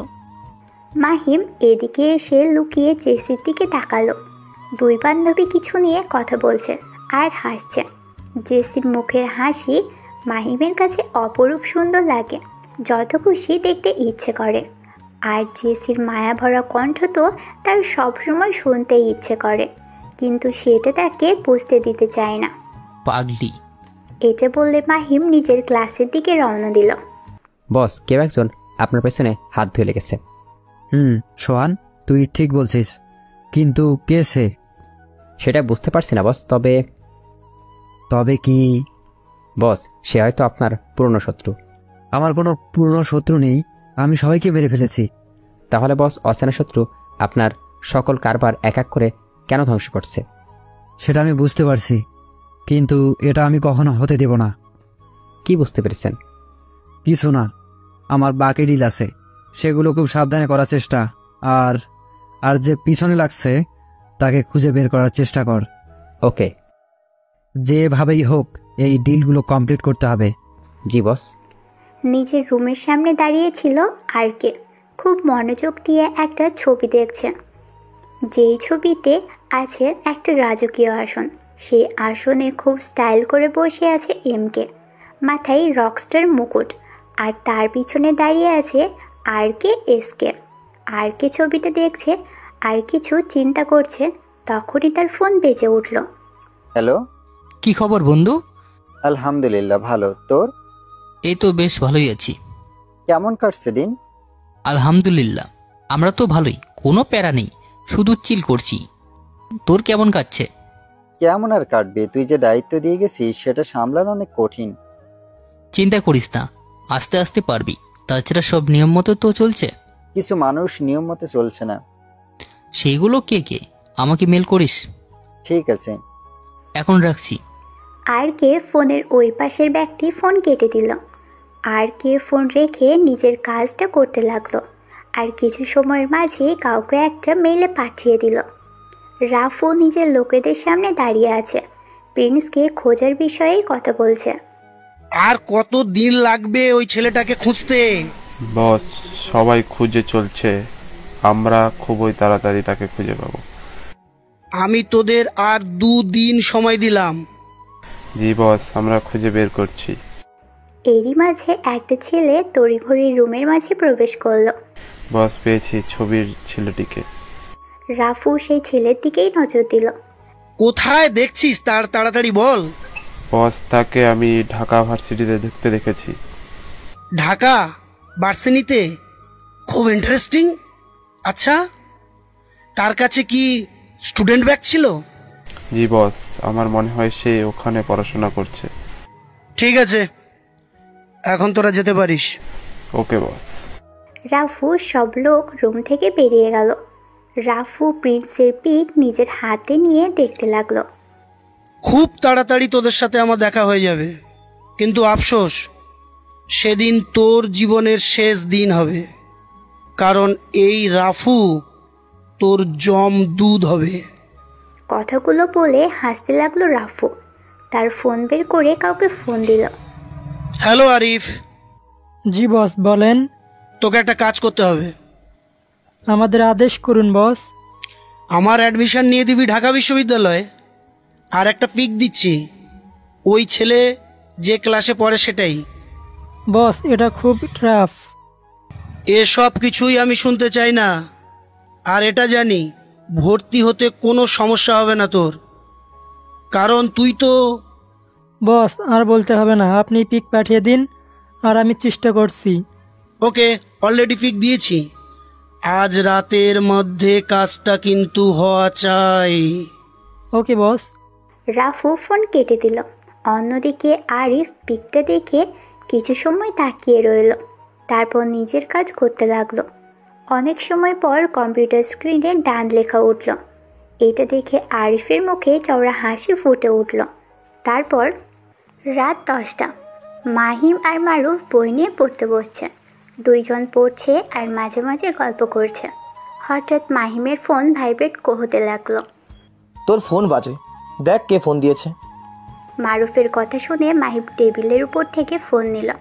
একটা আননোন নাম্বার থেকে কল আসার জন্য মাহিম ফোন ধরল না, তাই ফোন বেজে কেটে গেল। কিরে, ধরলি না? আরে আননোন নাম্বার, তাই রিসিভ করিনি। কে হয়তো ভুল করে গিয়ে পাঠাইছে। ও আচ্ছা।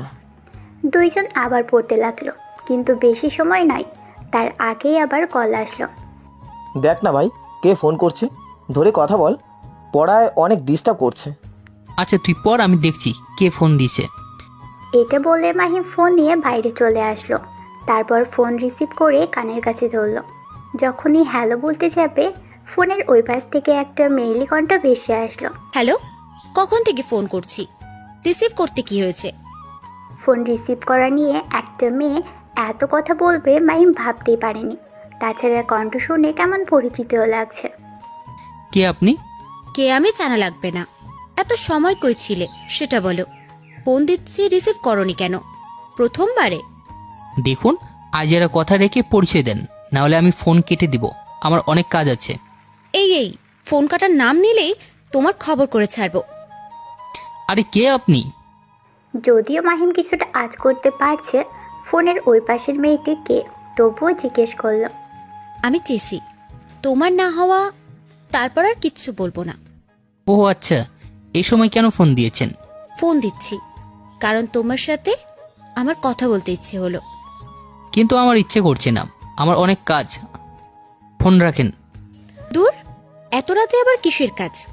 সেটা আপনাকে বলতে পারবো না। আচ্ছা, চুরি টুরি করো নাকি?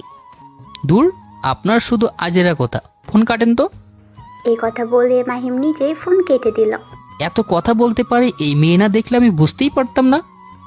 কথাগুলো বিড়বিড় করে বলতে বলতে মাহিম রুমের মাঝে প্রবেশ করলো। কাকে না দেখলে কিছুই বুঝতিস না। মাহিমের বিড়বিড় করে বলা কথা মারুফ শুনে জিজ্ঞেস করলো। আরে তোকে একটা মেয়ের কথা বলছিলাম না? হ্যাঁ, তোর প্রতিদিনই জ্বালায়। হ্যাঁ, সে মেয়ে ফোন করছিল। বাহ, তাই নাকি? কি বললো শুনি, যে একটা না 10+ কথা বললো? হাজারো কথা শুনতে হবে না তোর। হ্যাঁ বুঝি তো, কেমন কথা। সে যেমনই হোক, তোর নাম্বার পেলো কিভাবে? গতকাল ভার্সিটি থেকে নিয়েছি। ইস রে, মেয়েটির সাথে দেখাই হচ্ছে না। কে সে যে আমার বন্ধুকে ভালোবাসে আর জ্বালিয়েছে? এখানে তুই আবার ভালোবাসা পেলি কোথায়? একটা মেয়ে তখনই পাগলামি করে যখন সে কাউকে ভালোবাসে। দূর, তেমন কিছু না। গাধা, যাই হোক, তোকে একটা কথা বলতে চাচ্ছিলাম। বল।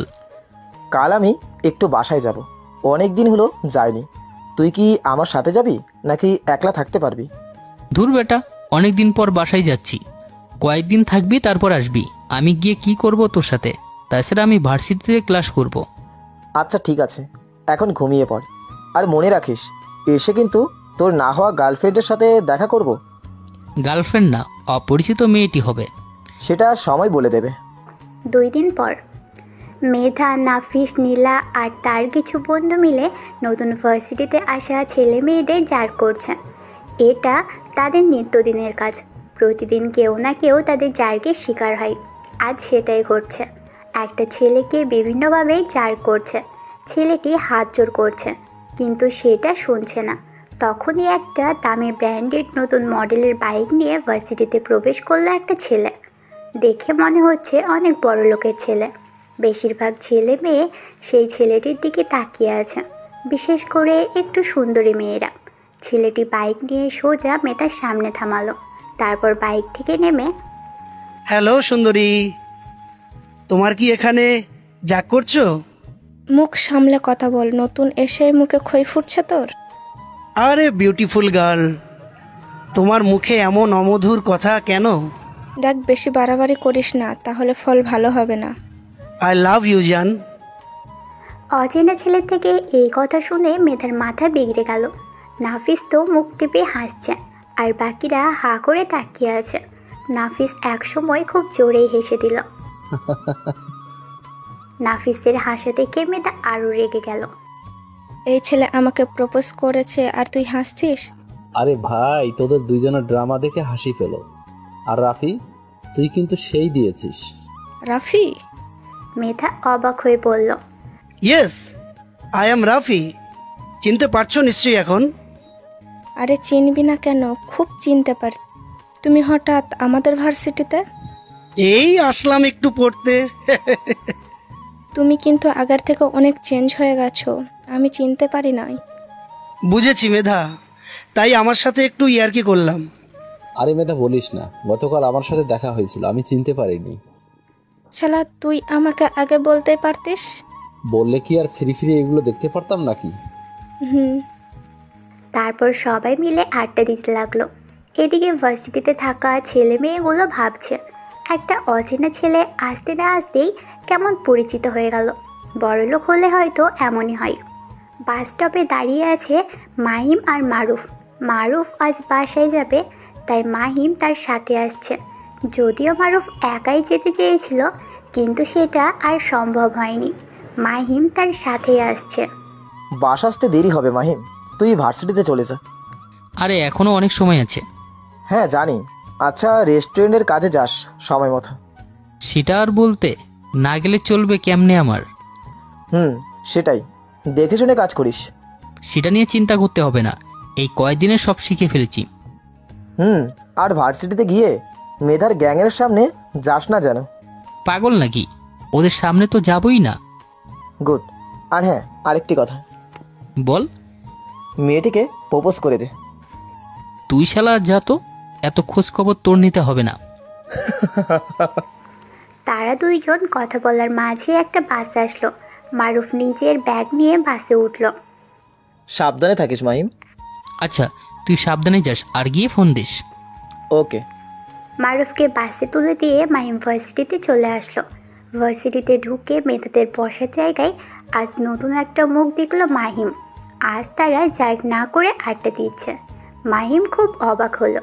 মুচকি হেসে মাথা নিচু করে তাদের পাশ কাটিয়ে চলে গেল।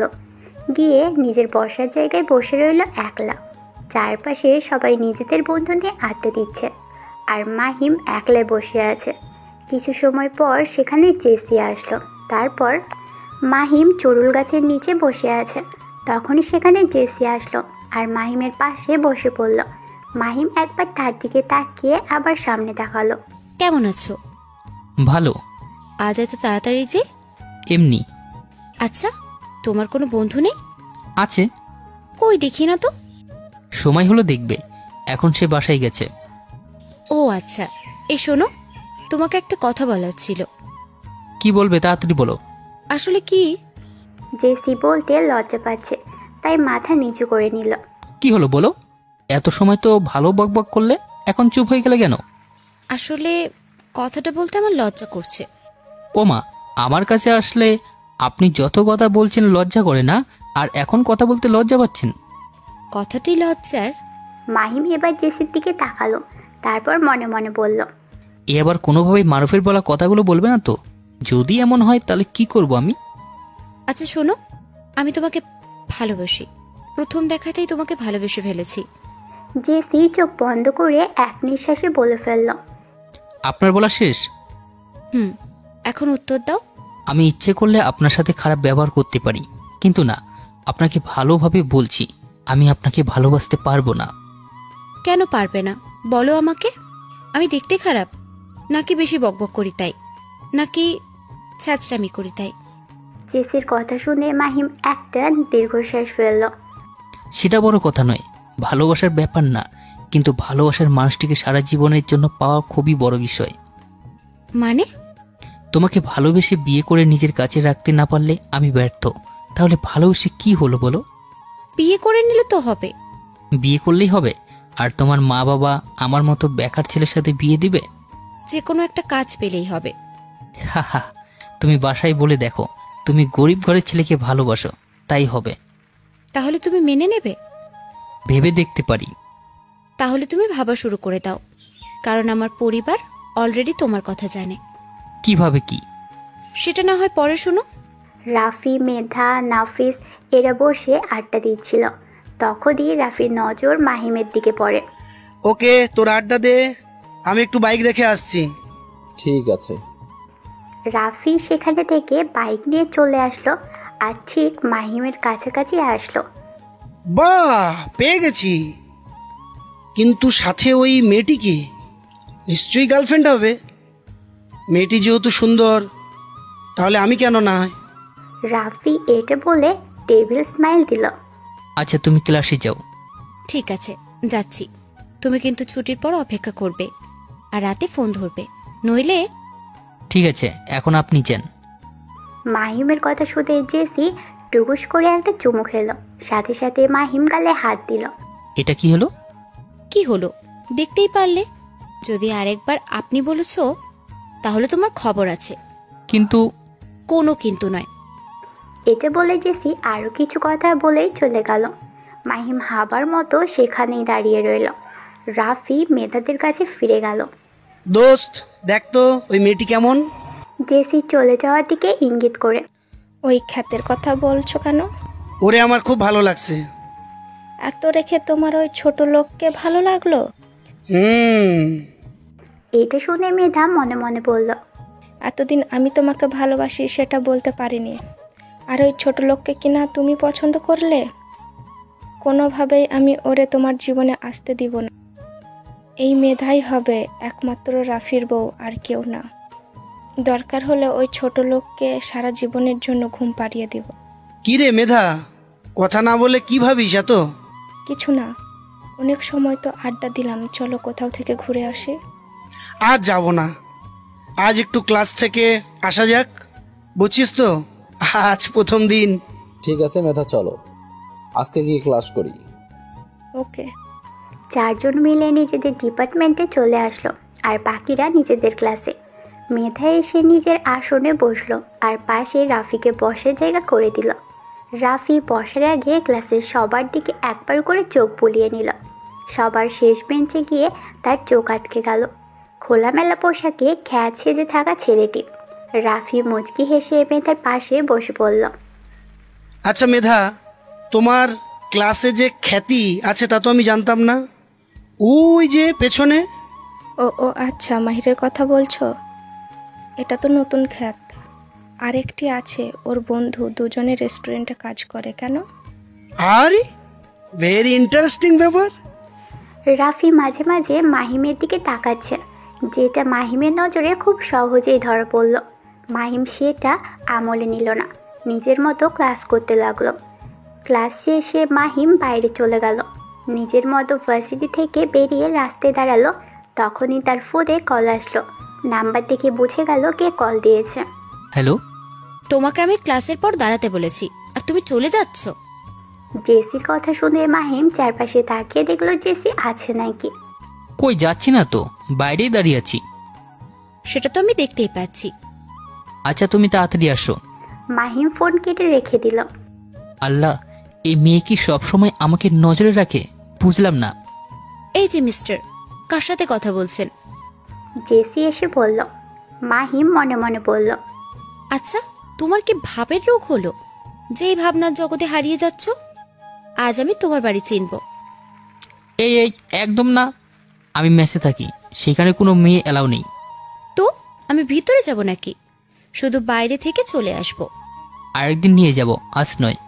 আমি আজ দেখতে চাই, কারণ আজ তোমার হাতে অনেক সময়। কিন্তু আমার হাতে সময় নেই, প্লিজ আজ না। ঠিক আছে। দুজনে কিছু সময় কথা বলে দুই দিক চলে গেল। মাহিম বাসায় না ফিরে সোজা রেস্টুরেন্টে চলে গেল। আজ এত লেট কেন? স্যার, একটা বেশি ক্লাস ছিল। তোমার কোনো কথা শুনতে চাই না। নেক্সট থেকে এমন হলে কাজে আসার দরকার নেই। Sorry sir. মাহিম নিজের ব্যাগ রেখে তাড়াতাড়ি রেস্টুরেন্টে কাজের কাপড় পরে নিল, তারপর কাজ করতে লাগলো। কাজের ফাঁকে রেস্টুরেন্ট থেকে দুপুরের খাবার খেয়ে নিল, যেটা কর্মচারীদের জন্য প্রাপ্য নষ্ট খাবার। রেস্টুরেন্ট থেকে ফিরতে ফিরতে রাত হয়ে গেল মাহিমের। কোনো রকম ব্যাগ রেখে এই শীতের মাঝে কাঁপতে কাঁপতে গোসল সেরে নিল। তারপর তাড়াতাড়ি করে বাথরুম থেকে বেরিয়ে জ্যাকেট পরে নিল। লেপের নিচে বসে শীতে কাঁপছে হালকা মাহিম। উফ, কি ঠান্ডা পানি! ট্যাপের পানি দিয়ে এই শীত কেউ গোসল করে? মনে হচ্ছে ফ্রিজে রাখা ঠান্ডা পানি।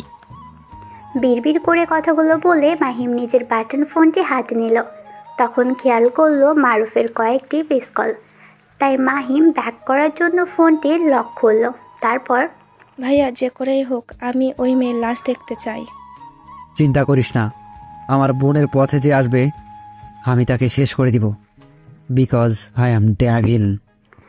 রাতে মাহিম রেস্টুরেন্ট থেকে বাসায় ফিরে গোসল করে শীতে কাঁপতে কাঁপতে লেপের নিচের ভিতরে প্রবেশ করলো। মারুফ ফোন করেছিল, তাই মাহিম ফোন ব্যাক করলো। ফোন যাবার সাথে সাথে মারুফ ফোন রিসিভ করলো। কিরে ভাই, ফোন রেখে কই গিয়েছিস? ফোন দিচ্ছি, ধরছিস না? আরে ভাই বলিস না, রেস্টুরেন্টের থেকে ফিরে গোসল করে লেপের মাঝে ঢুকলাম, প্রচুর শীত। তো এখন গোসল করতে কে বলেছে? করছিস যখন শীতে মরা খা। কখন পৌঁছেছিস? বিকেলে। পরিবারের সবাই কেমন আছে? ভালো। আচ্ছা, খাওয়া দাওয়া করে ঘুমিয়ে পড়িস। এই কয়েকদিন কথা হবে কিনা জানি না। কেন, কি হয়েছে? আরে আমি যেখানে আছি সেখানে নেট পায় না, তাই তোর সাথে কথা হবে না। ওকে ঠিক আছে। আর শোন। বল। ওই মেয়ে প্রপোজ করেছে। কে? আরে ওই জেসি নামের মেয়েটি। আমি বলছিলাম তো, সেই মেয়ে তোকে ভালোবেসে, দেখিস। এখন কি করব বল? তোর ভালো লাগছে, একসেপ্ট করিস। ও আচ্ছা। মেয়েটি মনে হয় সত্যি অনেক ভালোবাসে তোকে। অনেক পাগলামি করছে। এখন রাখছি, বাই। মারুফ ফোন কেটে দিল। মারুফ দাঁড়িয়ে আছে একটা অন্ধকার রুমে। ভালো ভালো কাজটি শেষ করে ফিরতে পারলেই ভালো। কথাটা বলে কফির মগে চুমুক দিল। মাহিম গেম খেলা শুরু করবে তখনই আবার ফোন বেজে উঠল। জেসি ফোন করছে, তাই সাথে সাথে রিসিভ করলো। ওই, তোরে কখন থেকে ফোন দিচ্ছি, ফোন ব্যস্ত বলে কেন? কার সাথে কথা বলছিলে? মারুফের সাথে। মারুফ?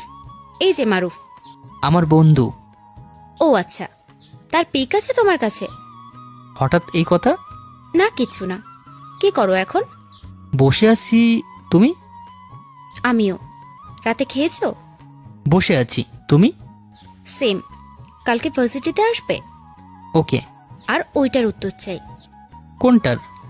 আমি যে কথাটা বলেছি সেটার। ভেবে দেখব। কাল যদি উত্তর না পাই তাহলে ঠ্যাং ভেঙে রেখে দেবো। রাখছি। Good night. মাহিম ফোন কেটে দিল আর ভাবতে লাগলো, জিএফ হওয়ার আগে এত প্যারা দিচ্ছ, না জানি জিএফ হলে কি করবে, বাট মি লাভ মি। কথাটি মনে মনে বলে মুচকি হাসল। মেধা নিজের বাড়িতে ফিরে সব কিছু তছনছ করে রেখে দিছে। কেউ তাকে আটকাতে পারেনি। পুরো ঘর এলোমেলো হয়ে আছে। নিলয় বাসায় প্রবেশ করতেই চারপাশে তাকিয়ে অবাক হয়ে গেল, তাই কাজের লোককে ডাকলো। বাড়ির এই অবস্থা কেন? স্যার, ছোট ম্যাম আজ ভার্সিটি থেকে এসেই এসব করেছে। কেন, কি হয়েছে? সেটা তো জানা নেই, কিন্তু খুব রেগেছিল। আচ্ছা ঠিক আছে, সব পরিষ্কার কর। নিলয় এই কথা বলে নিজের বোনের রুমে গেল। মেধা, বোন আমার, কি হয়েছে? কিছু না ভাইয়া। তাহলে এত রেগে আছো কেন? তুমি যাও আর আমাকে একলা থাকতে দাও। আরে যাবো তো, তার আগে শুনি মেধা কেন রেগে আছে? যে বাবার বাড়িতে না গিয়ে সোজা ভাইয়ার বাসায় আসছে, কিছু একটা হয়েছে, তাই তাড়াতাড়ি বলো। ভাইয়া, আমি একজনকে ভালোবাসি। ও তাই নাকি? কে সে? রাফি, কামরুল এমপির ছেলে। সেটা তো ভালো কথা, তো কি হয়েছে এতে? এক মেয়ে আমার আর তার মাঝে এসেছে। কে সে যে আমার বোনের ভালোবাসার মাঝে আসছে? এই দেখো ভাইয়া, এই মেয়ে। মেধা জেসির পিক দেখালো নিলয়কে। নিলয় পিক দেখে কিছু সময় তাকিয়ে রইল। সি, মেয়েটাকে কোথায় যেন দেখেছি।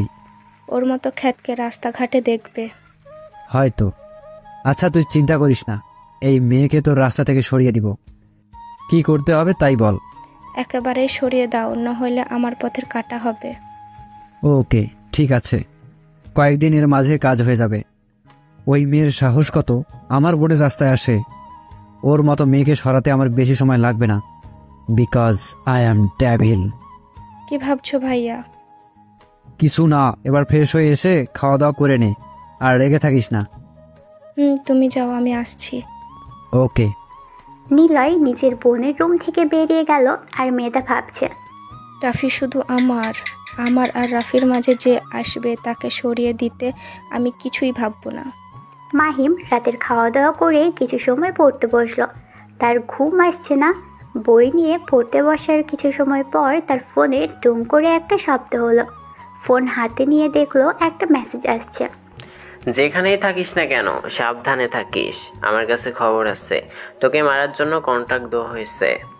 মাহিম মেসেজটা দেখে অবাক হলো। তারপর কিছু একটা ভেবে মুচকি হেসে মেসেজটি ডিলিট করে দিল। আল্লাহ জানে আবার কে কাকে মারবে। মেসেজটি ভুল মানুষের কাছে দিয়ে ফেলেছি, আমাকে আবার কে মারবে, যত সব। কথাটি মাহিম মনে মনে বলল। ডিনার টেবিলে বসে আছে জাহাঙ্গীর আলম, জাবেদা খাতুন আর তাদের মেয়ে জেসি। বাসায় সবাই নূর বলে ডাকে। আমার ছেলেটাকে আর বাসায় নিয়ে আসতে পারলে না। জাবেদা, তুমি জানো তো তোমার ছেলে কেমন টেরা, একবার যা বলে সেটাই করে। তাই বলে তাকে বাড়িতে নিয়ে আসার চেষ্টাও করবে না? আমি তো আর কম খুঁজছি না, কিন্তু কোথায় ছদ্মবেশে আছে আল্লাহ জানে। তোমাদের চিন্তা করতে হবে না মা, ভাইয়া তো ঢাকা বিশ্ববিদ্যালয়ে পড়তো, আমিও সেখানে। খুব তাড়াতাড়ি আমার সামনে চলে আসবে ভাইয়া। সেটাই হয় যেন মা। আমার ব্যবসাতে যদি তুই বসতি তাহলে এতদূর থাকতে হতো না, কিন্তু তিনি এমন বেআইনি কাজ করবেন না, যত সব বাইরে থাকছে ভালো হচ্ছে। জাহাঙ্গীর আলম মনে মনে কথাগুলো বলল। মা বাবা, তোমাদের একটা কথা বলবো? হ্যাঁ মা, বল।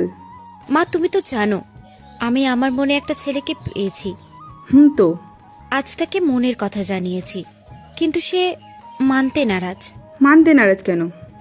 আসলে আমার মা বাবা মানে তোমরা কেমন, আর তাকে মেনে নেবে নাকি এই জন্য। কিন্তু বলছি আমার বাবা মা বেস্ট। ছেলেটি দেখতে কেমন আর কি করে? বাবা এখনো ছেলেটা কিচ্ছু করে না, আর গরিব। গরিব হোক সমস্যা নেই, কিন্তু আমার মেয়েকে ভালো রাখলে হবে। তাই ভাবছি ভার্সিটি লাইফ শেষ হলে আমি আমার নিজের পরিচয় দেব আর তাকে এখানে নিয়ে আসব। বলিস কি, সে তোর আসল পরিচয় জানে না? না। আচ্ছা নূর, ছেলেটার ছবি দেখাতো। আচ্ছা মম। জেসি নিজের ফোন থেকে মাহিমের পিক বের করে নিজের মা বাবাকে দেখালো। মাশাআল্লাহ, ছেলেটা তো অনেক সুন্দর। ছবিটা আমাকে দাও তো, আমি একটু খোঁজ খবর নেব। যতই হোক রাষ্ট্রপতির জামাই হবে বলে কথা। ঠিক আছে বাবা। জেসি নিজের ফোন থেকে মাহিমের পিক নিজের বাবার ফোনে দিল। তারপর সবাই খাওয়া দাওয়া শেষ করে বিভিন্ন গল্প করতে লাগলো। জাহাঙ্গীর আলম উঠে নিজের রুমে চলে গেল। তারপর একজনকে ফোন করলো। তোমাকে একটা ফটো পাঠাচ্ছি, ছবির ছেলেটিকে যেভাবেই হোক দুনিয়া থেকে বিদায় করে দেবে। জাহাঙ্গীর ফোন কেটে দিয়ে ডেভিল স্মাইল দিয়ে বলল, এটা সাধারণ ছেলে হবে নাকি রাষ্ট্রপতির মেয়ের জামাই, সেটা আমাকে মেনে নিতে হবে। পরের দিন জেসি একটু তাড়াতাড়ি ভার্সিটিতে এসে পৌঁছলো মাহিমের থেকে নিজের উত্তর পাওয়ার আশায়। কিন্তু সময় যেতে লাগলো, কিন্তু মাহিমের আসার কোনো নাম নেই। আজ আসুক বেটা, সে কখন ফোন করে বলেছি আজ তাড়াতাড়ি ভার্সিটিতে আসতে, কিন্তু বাবুর কোনো নামগন্ধই নেই। জেসি এইসব ভাবতে ছিল, তখনই সেখানে রাফি নামের ছেলেটি আসলো। এই যে মিস, আমি কি একটু আপনার পাশে বুঝতে পারি? জেসি এমনিতেই বিরক্ত ছিল মাহিমের উপর, আবার অপরিচিত এক ছেলের থেকে পাশে বসার কথা শুনে মাথা বিগড়ে গেল। এত জায়গা থাকতে এখানে কেন বসতে হবে? যান, ওইদিকে যান। তোমার পাশে তো বসতেই চাই, কারণ কারণ কি? জান তো, যত সব। দেখো জেসি, আমি তোমাকে সোজাসুজি বলছি। এই কয়েক মিনিটে আপনি আমার নাম জানলেন কিভাবে? সেটা আমার কাছে বেশি কষ্টের কিছু না। আমি তোমাকে ভালোবাসি। রাফির মুখে এই কথা শুনে জেসি অবাক হয়ে তাকিয়ে রইল। অপরিচিত এক ছেলে তাকে এইভাবে প্রপোজ করবে ভাবতে পারেনি। দেখুন, আমি আপনাকে চিনি না, তাই এসব কথা রেখে আপনি এখান থেকে যান তো। জেসি, আমি তোমাকে প্রথম দেখে ভালোবেসে ফেলেছি। আপনার আজাইরা কথা শোনার টাইম আমার নেই, আর তাছাড়া আমার বয়ফ্রেন্ড আছে। তুমি মিথ্যে বলছো, আমি জানি। আরে আপনি বুঝতে পারছেন না? আমার বয়ফ্রেন্ড আছে, তাও কেন এত জোর করছেন, ছাত্রা ছেলে? কথাগুলো জেসি একটু জোরে বলল, যেটা শুধু আশেপাশের কিছু স্টুডেন্ট ছিল তারা রাফির দিকে তাকালো। জেসি রাগ দেখিয়ে সেখান থেকে চলে গেল। তুমি যতই অস্বীকার করো না কেন, আমার ভালোবাসার ফাঁদে তোমাকে পড়তেই হবে, না হলে যে আমার কাজ হাসিল হবে না সুন্দরী। রাফি কথাগুলো বলে মুচকে হেসে সেখান থেকে চলে গেল। এইদিকে মাহিম তাড়াহুড়ো করতে করতে ভার্সিটিতে প্রবেশ করলো, কারণ জেসি তাকে অনেক সময় আগে ফোন দিয়ে ভার্সিটি আসতে বলেছে, কিন্তু নিজের কাছে টাকা না থাকায় হেঁটে আসতে সময় লাগছে। প্রতিদিন মাহিম যে গাছের নিচে বসে সেখানে গিয়ে দেখলো জেসি নেই, তাই ফোন বের করে জেসিকে ফোন দিল। হ্যালো জেসি, তুমি কোথায়? তো মশাই, আপনি ভার্সিটিতে পৌঁছে থাকলে ভার্সিটির পিছনের দিকে আসুন, আমি পুকুর পাড়ে বসে আছি। ঠিক আছে। মাহিম দ্রুত পায়ে হেঁটে জেসির কাছে চলে আসলো। এসে দেখলো জেসি বিড়বিড় করে কি যেন বলছে। হ্যাঁ জেসি, বিড়বিড় করে কি বলছো? তোমার জীবনটা কিভাবে নরক করব সেই সব প্র্যাকটিস করছি। কি বলো তুমি? আমি কি করছি? কি করিস নাই? হ্যাঁ, সে কখন থেকে বলছি, আর এখন আসার সময় হয়েছে? আর বলো না, বাসা থেকে বের হতে একটু লেট হয়ে গেছে। রাগ তোর লেট, যেটা বলার কথা ছিল সেটা বল। বলাই লাগবে? হ্যাঁ, আমি শোনার জন্য অধীর আগ্রহী রয়েছি। মাহিম চারপাশে তাকিয়ে দেখলো কেউ তার দিকে তাকিয়ে আছে নাকি, তারপর জেসিকে আস্তে করে বলল, I love you too Jessie. কি বললে? আমি শুনতে পাইনি। আমি তো জোরেই বললাম। তাও শুনতে পাইনি। আমি তোমাকে ভালোবাসি জেসি। আমিও তোমাকে ভালোবাসি মাহিম, কিন্তু তুমি তো এত আনরোম্যান্টিক কেন? এখানে আবার এই কথা বলার মানে কি? অন্যের বয়ফ্রেন্ড কত সুন্দর করে প্রপোজ করে, আর তুমি? দেখো জেসি, আমি আগেই বলেছি অন্যের মতো আমি কিছু করতে পারবো না। যদি অন্যের মতো লাগে তাহলে তেমন খুঁজে নাও। আরে বাবু, রাগ করছো কেন? আমি এমনি বলছি, চলো ওইখানে গিয়ে বসি। দুইজন পুকুর পাড়ে এসে বসলো। তোমার কথা বাসায় বললাম। ও, তারপর? আর কি, তারা রাজি। এখন শুধু তোমার পড়াশোনা শেষ করার পালা। ও আচ্ছা, এত তাড়াতাড়ি তোমার পরিবার মেনে নিল? মানবে না? কোথায় যাবে? আমি কি তোমাকে আজ থেকে ভালোবাসি নাকি? মানে? না মানে কিচ্ছু না। জেসি কিছুটা তুতলিয়ে বলল, কি হলো বলো? এর আগে তুমি এমন কিছু বলতে গিয়ে আটকে গিয়েছিলে। তেমন কিছু না, অন্য কথা বলো।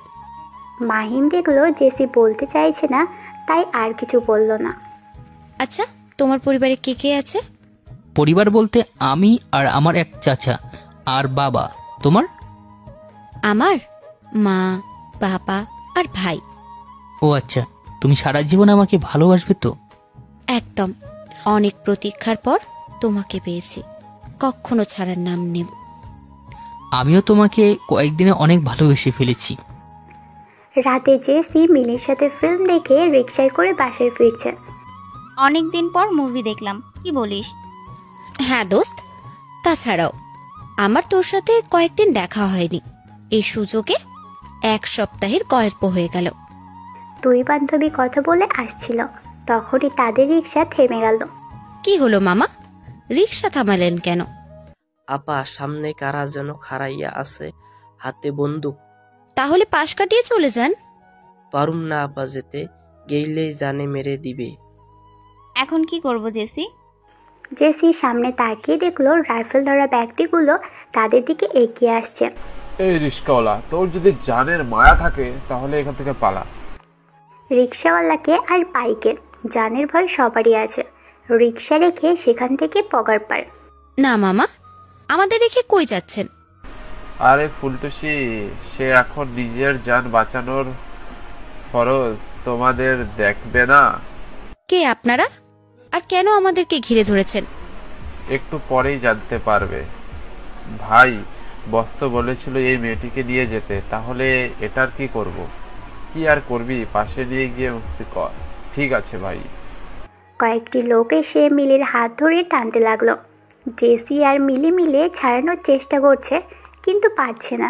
দুইজন চিৎকার করে সাহায্য চাইছে। প্লিজ কেউ আমাদের বাঁচান, হেল্প, প্লিজ আমাদেরকে কেউ বাঁচান, হেল্প। ছেড়ে দে। কে তোরা, আর কেন এভাবে ধরে রেখেছিস? কেন ধরেছি জানতে হবে না, কিন্তু ওপর থেকে তোকে মারার অর্ডার আছে। তোমাদের কাউকে ছাড়বো না, যদি আমার বাবা জানতে পারে। লোকটি কথা শুনে জেসি চুপ হয়ে গেল। কি বলবে ভেবে পাচ্ছে না। মিলি আছে, তাই সত্যি কথা বলতে পারছে না, আর ওদের সাথে মোকাবেলা করতে পারছে না।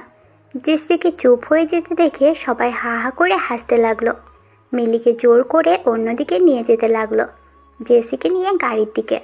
জেসি সব কিছু ভুলে ফাইট করার সিদ্ধান্ত নিল। না, চুপ হয়ে থাকলে আর চলবে না, না হলে মিলির সর্বনাশ হয়ে যাবে, সাথে আমারও। এই কথা বলে জেসি নিজের মনকে আশ্বাস দিয়ে যখন তাকে ধরে থাকা ব্যক্তিকে মারতে যাবে, অমনি সেখানে বাইক নিয়ে এক ব্যক্তির এন্ট্রি হলো। সাই করে বাইক নিয়ে এসে জেসিকে ধরে থাকা ব্যক্তির মুখে বড় হাতুড়ি দিয়ে বাড়ি মারল। লোকটির মুখ থেকে রক্ত বেরিয়ে গেল। ব্যক্তিটি ঝড়ের গতিতে মিলির কাছে গিয়ে তাকে ধরে রাখা ব্যক্তিদের খুব সহজেই মেরে ফেলল। এই কে তুই, আর আমাদের কাজে বাধা দিচ্ছিস কেন? তুই হয়তো জানিস না আমি কে।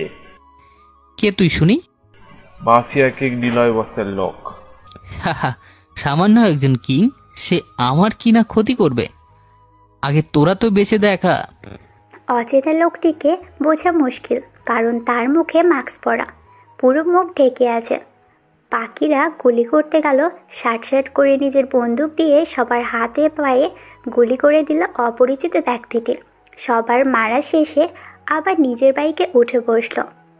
মেয়ে, তোমরা তাড়াতাড়ি এখান থেকে চলে যাও, সামনে রিক্সা দাঁড়িয়ে আছে তোমাদের জন্য। অপরিচিত ব্যক্তির কথা শুনে জেসি আর মিলি কিছু বলল না। এমনিতেই ভয় পেয়ে আছে, তাই বিনা বাক্যে সেখানে থেকে চলে যেতে লাগলো। কিন্তু যাওয়ার আগে তাদের কাঁধে একটা কথা পৌঁছলো। তোদের বসকে বলে দিস, রহস্যময় কখনো কাউকে ভয় পায় না, উল্টো তাকে সবাই ভয় পায়। কথাটি বলে বাইক নিয়ে লোকটি চলে গেল, আর বাকিরা চিৎকার করে গড়াগড়ি খেতে লাগলো। সেদিন রাতের ঘটনার পর কয়েকদিন কেটে গেছে। জেসি আর মিলি সেই ঘটনা কাউকে বলেনি। নিজেরা স্বাভাবিক থেকেই চলাফেরা করছে। মাহিমের সাথে জেসির ভালোবাসা খুব ভালো চলছে, কিন্তু রাফির নামে ছেলেটি তাদের খুব ডিস্টার্ব করছে। কিন্তু কিছু বলতে পারছে না, কারণ মাহিমের তেমন ক্ষমতা নেই যে রাফির বাবার সাথে লড়বে। ভাইয়া, তোমাকে একটা কাজ দিয়েছিলাম আর তুমি সেটা সম্পূর্ণ করনি। মেধা, ওই মেয়েকে মারতে লোক পাঠিয়েছিলাম, কিন্তু ওরাই মার খেয়ে ফিরে আসছে। আমি এসব শুনতে চাই না, তুমি যা করবা তাড়াতাড়ি করো, নইলে আমি নিজেই। কিন্তু আরে পাগলি বোন আমার, আমি কাজে বিজি ছিলাম, তাই এই দিকে খেয়াল করি নাই। তোর কিছু করতে হবে না, আমি সব করব। মনে থাকে যেন। ঠিক আছে, মনে থাকবে। মেধা নিজের ভাইয়ের সাথে কথা বলে বাড়ি থেকে বেরিয়ে গেল। দেখতে দেখতে আরও 2 দিন কেটে গেল। মারুফ নিজের কাজ শেষ করে মেসে ফিরে এসেছে গতকাল রাতে। আজ 2 বন্ধু মিলে ভার্সিটিতে যাচ্ছে। দোস্ত, প্রেম তো ভালোই করলি, আজ কিন্তু ভাবিকে দেখাতে হবে। আরে চল দেখাবো। আর জেসি ও তোকে দেখার জন্য বসে আছে, তোর নাম শুনলে তোকে দেখতে চায়। আমারও সেম অবস্থা। আল্লাহ জানেন তোদের দুজনে দুজনকে দেখার জন্য এত আকুল কেন। চল তো ভাই। 2 বন্ধু মিলে কথা বলতে বলতে ভার্সিটিতে যেতে লাগলো। পরপর 2টা থাপ্পড় পড়ল রাফির গালে। থাপ্পড়ের শব্দ শুনতে পেরে আশেপাশের লোক সবাই রাফির দিকে তাকিয়ে আছে। এমনকি রাফির বন্ধুরা এগিয়ে আসলো। তোকে আর কতবার বলবো আমি তোর সাথে প্রেম করব না, তবুও কেন ছ্যাঁচড়ার মতো আছিস? লজ্জা করে না তোর? বলছি আমার বয়ফ্রেন্ড আছে, তাও এমন করতে যাচ্ছিস। কথাগুলো জেসি চিল্লিয়ে বলল। ছোট লোকের মেয়ে, তোর এত বড় সাহস আমার রাফির গায়ে হাত দেওয়া? তোকে আজ বুঝিয়ে দেব এই মেধা কি জিনিস। এটা বলে মেধা জেসির দিকে এগিয়ে আসলো, কিন্তু রাফি তার হাত ধরে আটকে দিল। ও ও আমাকে মেরেছে আর তুমি কিছু বলছো না, আবার উল্টা আমাকে আটকে দিচ্ছ। তোমার কিছুই করতে হবে না, যা করার আমি করছি। মিলি জেসির কানের কাছে এসে বলল, এটা তুই কি করলি? তুই আবার ঝামেলা করতে গেলি কেন? তো কি করব বল, আর কত সহ্য করব? তুই হয়তো আমাকে চিনিস না, আমি হলাম ঢাকার সিটি মেয়ের ছেলে, আর তুই আমাকে মারিস? রাফির ইশারাতেও মাত্র কয়েকজন এসে চারপাশে থেকে ঘিরে দাঁড়ালো জেসিকে। আশেপাশে ছাত্রছাত্রীদের বিনা টিকিটে মুভি দেখছে এমন আয়েসে সবাই দাঁড়িয়ে আছে। রাফি গিয়ে জেসির হাত মুচড়ে ধরল। আহ, ছাড় বলছি, নইলে কিন্তু খুব খারাপ হয়ে যাবে। কিচ্ছু হবে না, কে আমাকে আটকাবে? তোর বয়ফ্রেন্ড? রাফি গিয়ে জেসির ওড়না কেড়ে নিল, সাথে সাথে জেসি নিজের বুকের উপর ব্যাগ দিয়ে চেপে ধরল। দেখ, আমার ওড়না ফেরত দে, নইলে কিন্তু খুব খারাপ হয়ে যাবে। কি করবি আমাকে? এটা বলে জেসির দিকে এগোতে গেল। দেখ, একদম জেসির দিকে এগোবি না। মিলি জেসির সামনে আসলো। এই, তোরা ওই মালটাকে ধর। তাই বলে রাফি মিলিকে ধাক্কা মারল, আবার জেসির দিকে এগিয়ে যেতে নিল। মাহিম, ভার্সিটির ওইখানে তো গোল কেন রে? জানি না, চল তো গিয়ে দেখি। চল গিয়ে দেখি কোন বিনোদন হচ্ছে। মাহিম আর মারুফ ভিতরে এসে দেখলো জেসির সাথে একজন খারাপ ব্যবহার করছে। সেটা দেখে দুইজনের মাথা গরম হয়ে গেল। মাহিম এগিয়ে যাওয়ার আগেই মারুফ গিয়ে রাফির গায়ে লাথি দিল, সাথে রাফি গিয়ে দূরে পড়ল। কিছু বুঝে ওঠার আগেই মাহিম তো অবাক মারুফের কাছে। মাহিম যখনই জেসির কাছে এগিয়ে যাবে তখন জেসি মারুফকে জড়িয়ে ধরল। ভাইয়া, এটা বলে জেসি কান্না করে দিল। জেসির কথা শুনে মাহিম অবাক হয়ে গেল, সাথে মেধা ও তার বন্ধুরাও। কান্না করিস কেন বোন? তোর ভাই তোর সাথে থাকতে তোর কেউ কোনো ক্ষতি করতে পারবে না। ও আমার সাথে অনেক খারাপ ব্যবহার করেছে। আমি দেখছি, তুই চিন্তা করিস না। এটা বলে মারুফ গিয়ে রাফির হাত থেকে ওড়না কেড়ে নিল, তারপর জেসির কাছে দিল। তোর এত বড় সাহস, তুই আমাকে মারছিস? এই, সবাই মার ওই শালাকে। আয়, সব কয়টাকে মেরে জ্যান্ত পুঁতে ফেলবো। আমার বোনের সাথে খারাপ আচরণ করা? মারুফের কথাগুলো শুনে বাকিরা যা অবাক হচ্ছে তার থেকে বেশি অবাক হচ্ছে মাহিম। রাফির লোকগুলো মারুফকে ঘিরে ধরল। সবাই মারতে এগিয়ে আসলে মারুফ খুব সহজেই তাদের টপকে দিল। রাফি একটা ছুরি নিয়ে মারুফের পিছনে মারতে যাবে। ভাইয়া! জেসির চিৎকার শুনে মারুফ পিছনে তাকিয়ে দেখল রাফি তার দিকে ছুরি মারছিল, কিন্তু সেটা মাহিম হাত দিয়ে ধরে ফেলল। মাহিমের হাত থেকে গল গল করে রক্ত গড়িয়ে পড়ল। মাহিম, আজও তুই? বাদ দে, তুই তোর কাজ শেষ কর। মারুফ গিয়ে রাফিকে মারতে লাগলো, মেরে মেরে রক্ত বের করে ফেলল। মারুফের এমন রূপ দেখে নাফিস এগিয়ে আসতে ভয় পাচ্ছে। মেধা কি করবে ভেবে পাচ্ছে না। আজকের মতো ছেড়ে দিলাম, আর যদি আমার বোনের আশেপাশে বা কোনো মেয়ের আশেপাশে দেখি তাহলে তোর খবর আছে। মাহিম রক্ত হাতে জেসি আর মারুফের দিকে তাকিয়ে আছে। জেসি মাহিমের হাত দেখে সাথে সাথে এগিয়ে আসতে গেলে তার আগেই মারুফ গিয়ে নিজের রুমাল বের করে মাহিমের হাত পেঁচিয়ে ধরল।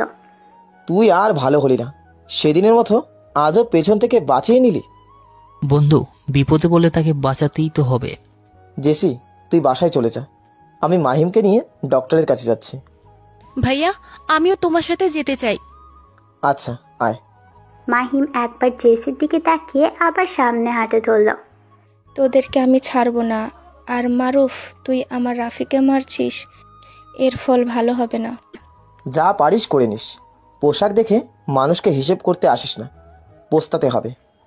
সাবধানে থাকিস। রাফি বলল। মারুফ কথা না বাড়িয়ে ভার্সিটি থেকে বেরিয়ে গেল, সাথে জেসি। অটোতে উঠে তারা হসপিটালে চলে গেল। জেসি, তুই মাহিমের হাত ধর, আমি ভাড়া মিটিয়ে দিচ্ছি। আচ্ছা ভাইয়া। লাগবে না, আমি ধরছি। তাই বলে মাহিম নিজের হাত ধরে হসপিটালের মাঝে চলে গেল। আর জেসি অবাক হয়ে তাকিয়ে রইল। কিরে, মাহিম কোথায় গেল? ও তো ভিতরে গেল। দুইজন ভিতরে চলে আসলো। মাহিমের হাত ড্রেসিং করিয়ে দিল। মারুফ জেসিকে একপাশে নিয়ে গেল। নূর, তুই এইভাবে ভার্সিটিতে কেন? ভাইয়া, এসব পরে বলবো, আগে বলো মাহিমকে তুমি কিভাবে চেনো? ও আমার বন্ধু, কিন্তু তুই চিনলি কিভাবে? ও আচ্ছা, পরে শুনো, পরে দেখা করে সব বলবো। আচ্ছা। কিছুটা সন্দেহ দৃষ্টিতে জেসির দিকে তাকালো। মাহিমের কাছে আসলো। তারপর ডক্টরের কাছে থেকে প্রেসক্রিপশন নিয়ে মেডিসিন নিল। নূর, তুই বাসায় যা, মানে যেখানে থাকিস। আচ্ছা ভাইয়া, আসি, সাবধানে থেকো। মাহিমকে বলল। মাহিম শুধু মাথা চাকালো। জেসি চলে গেল।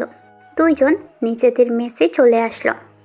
ভাইয়া, আমি ওরে ভালোবাসি, তুমি বুঝতে পারছো? কিন্তু বোন, তাই বলে ওর তুই?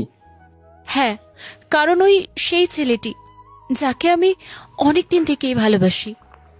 রাতে একটা রেস্টুরেন্টে প্রাইভেট রুমে বসে আছে জেসি আর মারুফ। দুই ভাই বোন খাওয়া দাওয়া করলো। তুই ভার্সিটিতে আসিস, আমাকে বলিসনি তো? কিভাবে বলবো? তোমাকে তো খুঁজে পাওয়া মুশকিল, বাসায় তো যোগাযোগও রাখো না। সেটাও ঠিক। তো আম্মু কেমন আছে? আচ্ছা, কেন এমন আছে? কোনো রকমে। বাসায় তোমার নাম সব সময় বলে। আচ্ছা, তুমি কোন কারণে বাসা ছেড়ে চলে এসেছো বলো তো? তুই ছোট, এইসব বুঝবি না। ভাইয়া, মাহিম কেমন আছে? ভালো, মেডিসিন খেলে ঠিক হয়ে যাবে। ও আচ্ছা। আমার সাথে বন্ধুত্ব হওয়ার পর থেকে সাহায্য করে যাচ্ছে। ছেলেটি অনেক ভালো। ভাইয়া, তোমাকে একটা কথা বলার ছিল। বল। ভাইয়া, আমি আর মাহিম একে অপরকে ভালোবাসি। কি? কবে থেকে? 1 মাস হচ্ছে। তাহলে তুই সেই মেয়েটি যে কিনা মাহিমকে? এটা বললে মারুফ দীর্ঘশ্বাস ফেলল।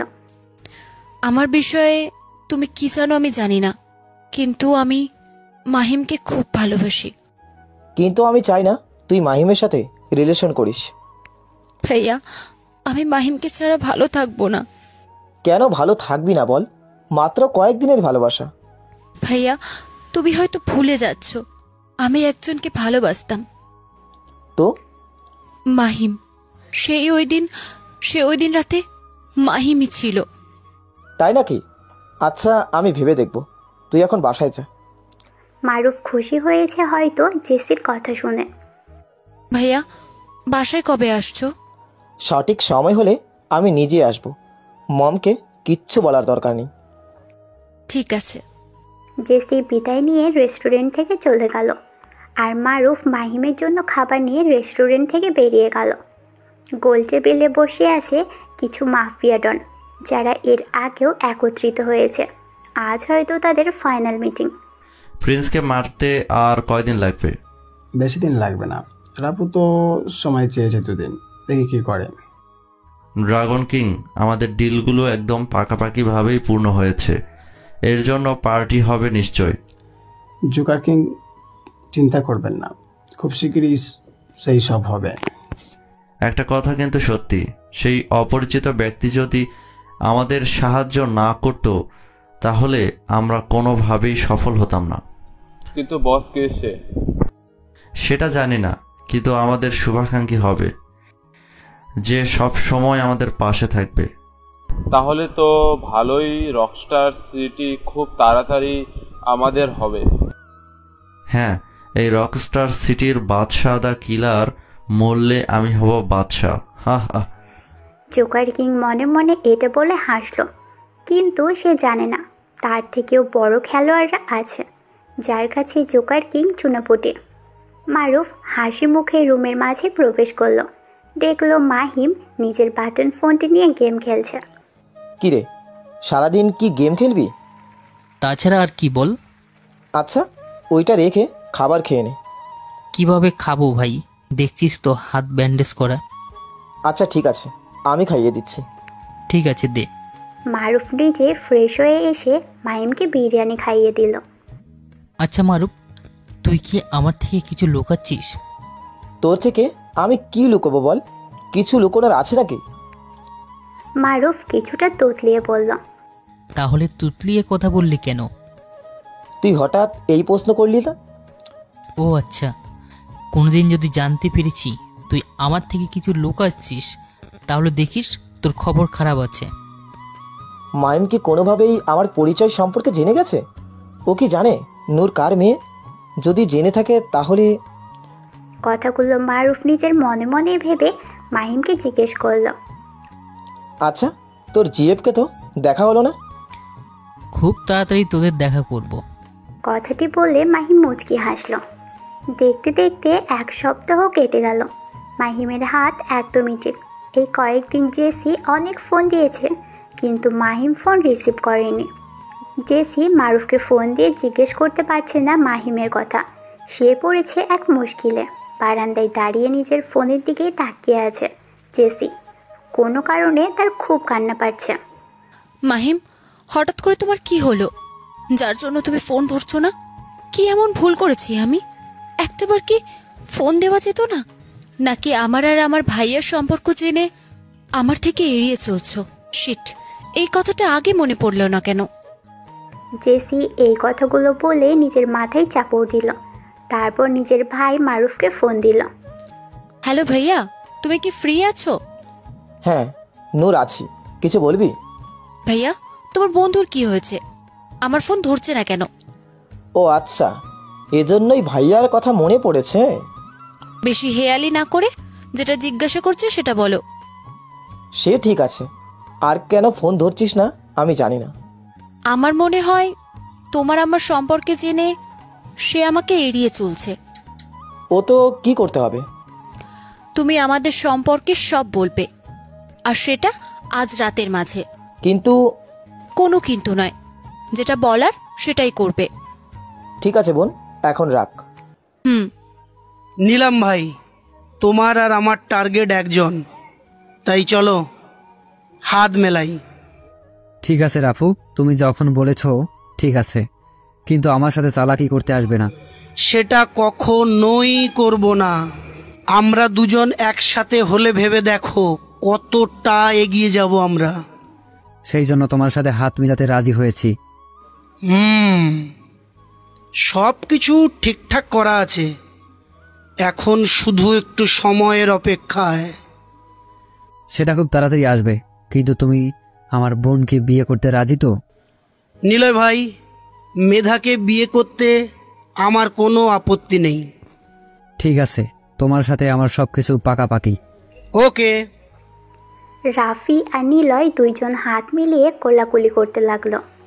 আমি বলছি তুমি দেশে ফিরে এসো, তোমার জীবন সংকটে। যেমনই হোক, এখন ফিরছি না, আমার প্ল্যান মতোই সব হচ্ছে। কিন্তু তুমি বুঝছো না, তোমাকে মারার জন্য সবাই উঠে পড়ে লেগেছে, এমনকি তোমার কাছের মানুষগুলো। এসকে তুমি চিন্তা করো না, আমাকে মারা এত সহজ নয়, আর সব কিছু হ্যান্ডেল করা আমার বাম হাতের খেলা। তোমাকে আর কিছু বলার নেই আমার। আর কে ইমেল দেখলাম, আর তোমারটাও। আমার হিসেব ক্লিয়ার, এখন শুধু আমাকে সরে যেতে হবে। মানে? বুঝবে খুব তাড়াতাড়ি। আমি যোগাযোগ না করা পর্যন্ত তুমি আন্ডারগ্রাউন্ড থেকে কাজ করবে। মাহিম, তুই কি বিজি আছিস? না, কেন? তোকে নিয়ে এক জায়গায় যেতাম। তো চল ঘুরে আসি। ঠিক আছে, রেডি হয়ে নে। মারুফ এই কথা বলে জেসিকে SMS করে দিল যে তারা আসছে। মাহিম আর মারুফ ঢাকার হাতিঝিলে চলে আসলো। আজকে কেন জানি চারপাশে কেউ নেই। মাহিম আর মারুফ এসে পৌঁছলো। কিরে, আর চারপাশের লোকজন নেই যে? কিছু হচ্ছে নাকি? হবে তো, সামনে গিয়ে চল, বুঝতে পারবি। ওকে। দুইজনে সামনে এগিয়ে আসলো। মাহিম তাকিয়ে দেখলো খুব সুন্দর করে সেজে গুজে জেসি বসে আছে একটা গাড়িতে। তাদের দেখে গাড়ি থেকে নেমে আসলো জেসি। তোর বোন এখানে কেন? সে কি আমার বোন তোর কিছু না? আমার আবার কি হবে? তোর বোন মানে আমারও। তোমার ওই কি বোন? এটা বলে জেসি রেগে মাহিমের দিকে তাকালো। বোন বললে একদম জানে মেরে দেব। জেসির কথা শুনে মাহিম মারুফের দিকে তাকালো। মারুফ সেটা বুঝতে পেরে বলল, আরে ভাই, চিন্তা করিস না, আমি অন্য ভাইয়ার মতো না যে বোনের ভালোবাসা মানব না। মারুফ তুই? আরে ভাই, নূর আমাকে সব বলেছে, আর তুই হয়তো এই কারণে ফোন ধরছিস না, তাই তোকে আজ আমি সব বলার জন্য এখানে আসা। ও আচ্ছা। ভাইয়ের কথা শেষ হোক, তারপর আমি বোঝাবো আমার ফোন না ধরার ফল। জেসির কথা শুনে মাহিম ঢোক গেল। তুই জানিস আমার বোন তোকে কবে থেকে ভালোবাসে? কবে থেকে? হ্যাঁ, তোরে যেদিন একটা মেয়ের কথা বললাম সেদিন? একদমই না, সেই 1.5 বছর আগে থেকে। মানে? আর কিছু বলতে যাবে তার আগেই পুরো হাতে চিল ঘিরে ফেলল। মারুফরা কিছু বুঝে ওঠার আগেই গ্যাস মেরে চারপাশে ধোঁয়ায় ভরে ফেলল। মাহিম, মারুফ, জেসি খাসতে লাগলো। চারপাশে কিছু দেখতে পারছে না। হ্যাঁ হ্যাঁ, মাহিমকে নিয়ে গেলাম, তোদের মাঝে থাকে, আজকে তার শেষ দিন। এই কথা শোনার সাথে সাথেই মাহিমের মাথায় কে যেন আঘাত করলো। হ্যাঁ মাহিম? মাহিম, তুমি ঠিক আছো তো? কিন্তু মাহিমের উত্তর পাওয়া গেল না। তারপর চারপাশে থেকে গাড়ি চলে যাওয়ার আওয়াজ শুনতে পেল। চারপাশে ধোঁয়া কেটে গেল। দুইজন মাহিমকে কোথাও দেখতে পারল না, এমনকি গাড়ির হদিশও পেল না। ভাইয়া ওরা কারা ছিল? ওরা আমার মাহিমের কোনো ক্ষতি করবে না তো? চিন্তা করিস না পাগলি, তুই শান্ত হ। কিভাবে শান্ত হব? তুমি মাহিমের চিৎকার শুনলে না তো? জেসি কান্না করতে লাগলো, আর মারুফ সামনের জায়গায় কিছু রক্ত দেখে বিচলিত হয়ে গেল, আর সাথে সাথে কাউকে ফোন করলো। রাত 3টা। লোখানহারা ব্রিজের উপর চারপাশে থেকে গাড়ি এসে ভরে গেল। গাড়ি থেকে মাহিমকে দুইজন বের করলো। মাথা ফেটে রক্ত বের হচ্ছে। মাহিমকে ছেড়ে ব্রিজের পাশে নিয়ে আসলো। আরেকটা গাড়ি থেকে নিলয় আর রাফি বের হয়ে আসলো। ভাই, আপনারা আমাকে ধরে আনছেন কেন? মাহিম ধীর কণ্ঠে বলল। মাহিমের কথা শুনে দুইজন হা হা করে হাসতে লাগলো। আর কত লুকিয়ে থাকবি প্রিন্স, তোর খেল খতম। নিলয়ের কথা শুনে মাহিম অবাক হয়ে চোখ তুলে তাকালো। তখনই তার সামনে 4 জনের মরাদেহ নিয়ে এসে ফেলল, যাদের দেখে মাহিম চিৎকার করলো। তোদের সাহস কি করে হলো ওদের মারার? হ্যাঁ হ্যাঁ প্রিন্স, তোর স্পেশাল বডিগার্ড ওদের তো শেষ করে দিয়েছে, এবার তোর পালা। রাফির কথা শুনে মাহিম জোর করে সবাইকে পেরে তাদের দিকে এগিয়ে আসতে লাগলো। তখনই মাহিমের বাম বাহুতে একটা গুলি এসে লাগলো। মাহিম ছিটকে দূরে পড়ল। রাফি গিয়ে মাহিমের কাছে বসলো। এটা তোর দেশ নয় যে তোর বাহাদুরি চলবে, এটা হলো আমার দেশ। মাহিম কিছু বলল না, উঠে রাফিকে একটা কিক মারল। রাফি দূরে এসে বলল, বাঘ যেখানে যাক না কেন, গর্জন তার পাল্টে না। সেটা বেশি সময় থাকবে না। এটা বলে নিলয় পিছনে থেকে বাড়ি মারল মাহিমের মাথায়। সাথে সাথে মাহিম রাস্তায় পড়ে গেল। তোকে আগেই আমি চিনে ফেলেছি, শুধু আমি সময়ের অপেক্ষায় ছিলাম। রাফি এসে মাহিমের বুকে শাট শাট করে কয়েকটি গুলি করল, তারপর কয়েকটি পিক তুলে নিল। তোর কন্টাক্ট নিয়েছিলাম মারার, আর সেটাই সম্পূর্ণ করলাম। মাহিমের উঠে দাঁড়ানোর শক্তি নেই, কিন্তু কোনো কারণে তার মুখে হাসি লেগে আছে। নিলয় গিয়ে মাহিমের কানের কাছে একটা ফোন ধরল। প্রিন্স বাবা, উপরে তোর বোনের কাছে ভালো থাকিস। ফোনের কথাটি শুনে মাহিমের অবস্থা আরও খারাপ হয়ে গেল। নিজের কানকে বিশ্বাসই করতে পারছে না যে মরার আগে এটা শুনবে। রাফি গিয়ে মাহিমকে মেরে নদীতে ফেলে দিল। রাফি আর নিলয় দুইজন ওপর থেকে সেটা দেখে হাতে হাত মেলালো। রাফি নিজের কানে ফোন রাখলো, অন্যদিকে নিলয়ও। তোমার বাকি টাকা পেয়ে যাবে খুব শীঘ্রই। আর ওয়েল ডান, কাজ তাড়াতাড়ি শেষ করার জন্য। আমার কাজটা আরও এগিয়ে দেওয়ার জন্য তোমাকে আমার পার্টনার করে নিলাম ডেভিল। খুব তাড়াতাড়ি তোমাকে আমার কাছে নিয়ে আসবো। আর এটা বলে ফোনের ওই পাশের ব্যক্তি হাসতে লাগলো। মাহিম নদীতে পড়তে পড়তে তার চোখের কোণা দিয়ে নোনা জল বেরিয়ে পড়ল। চোখের সামনে নিজের অতীত, নিজের বোনের মুখটা ভেসে উঠতে লাগলো। এত ভাবিস না ভাই, শেষ থেকে আবার শুরু হবে, তোর খেলা শুরু। মাহিম নদীতে পড়তে পড়তে কেউ একজন তার কানের কাছে কতগুলো বলল মনে হলো। সেটা শুনে মাহিম মুচকি হেসে বলল, হ্যাঁ সিস্টার, তোর কথা হবে। শেষ থেকে আবার শুরু, প্ল্যান সেট আপ। থপাস করে নদীতে পড়ল। সাথে সাথে এই নদীর অতল গভীরে হারিয়ে গেল মাহিম। স্রোতে ভেসে কোথায় যাবে ঠিক নেই। ওপর থেকে রাফি, নিলয় আর লুকিয়ে থাকা অপরিচিত লোকটি সেখানে থেকে চলে গেল। কে ছিল সেটা অজানা।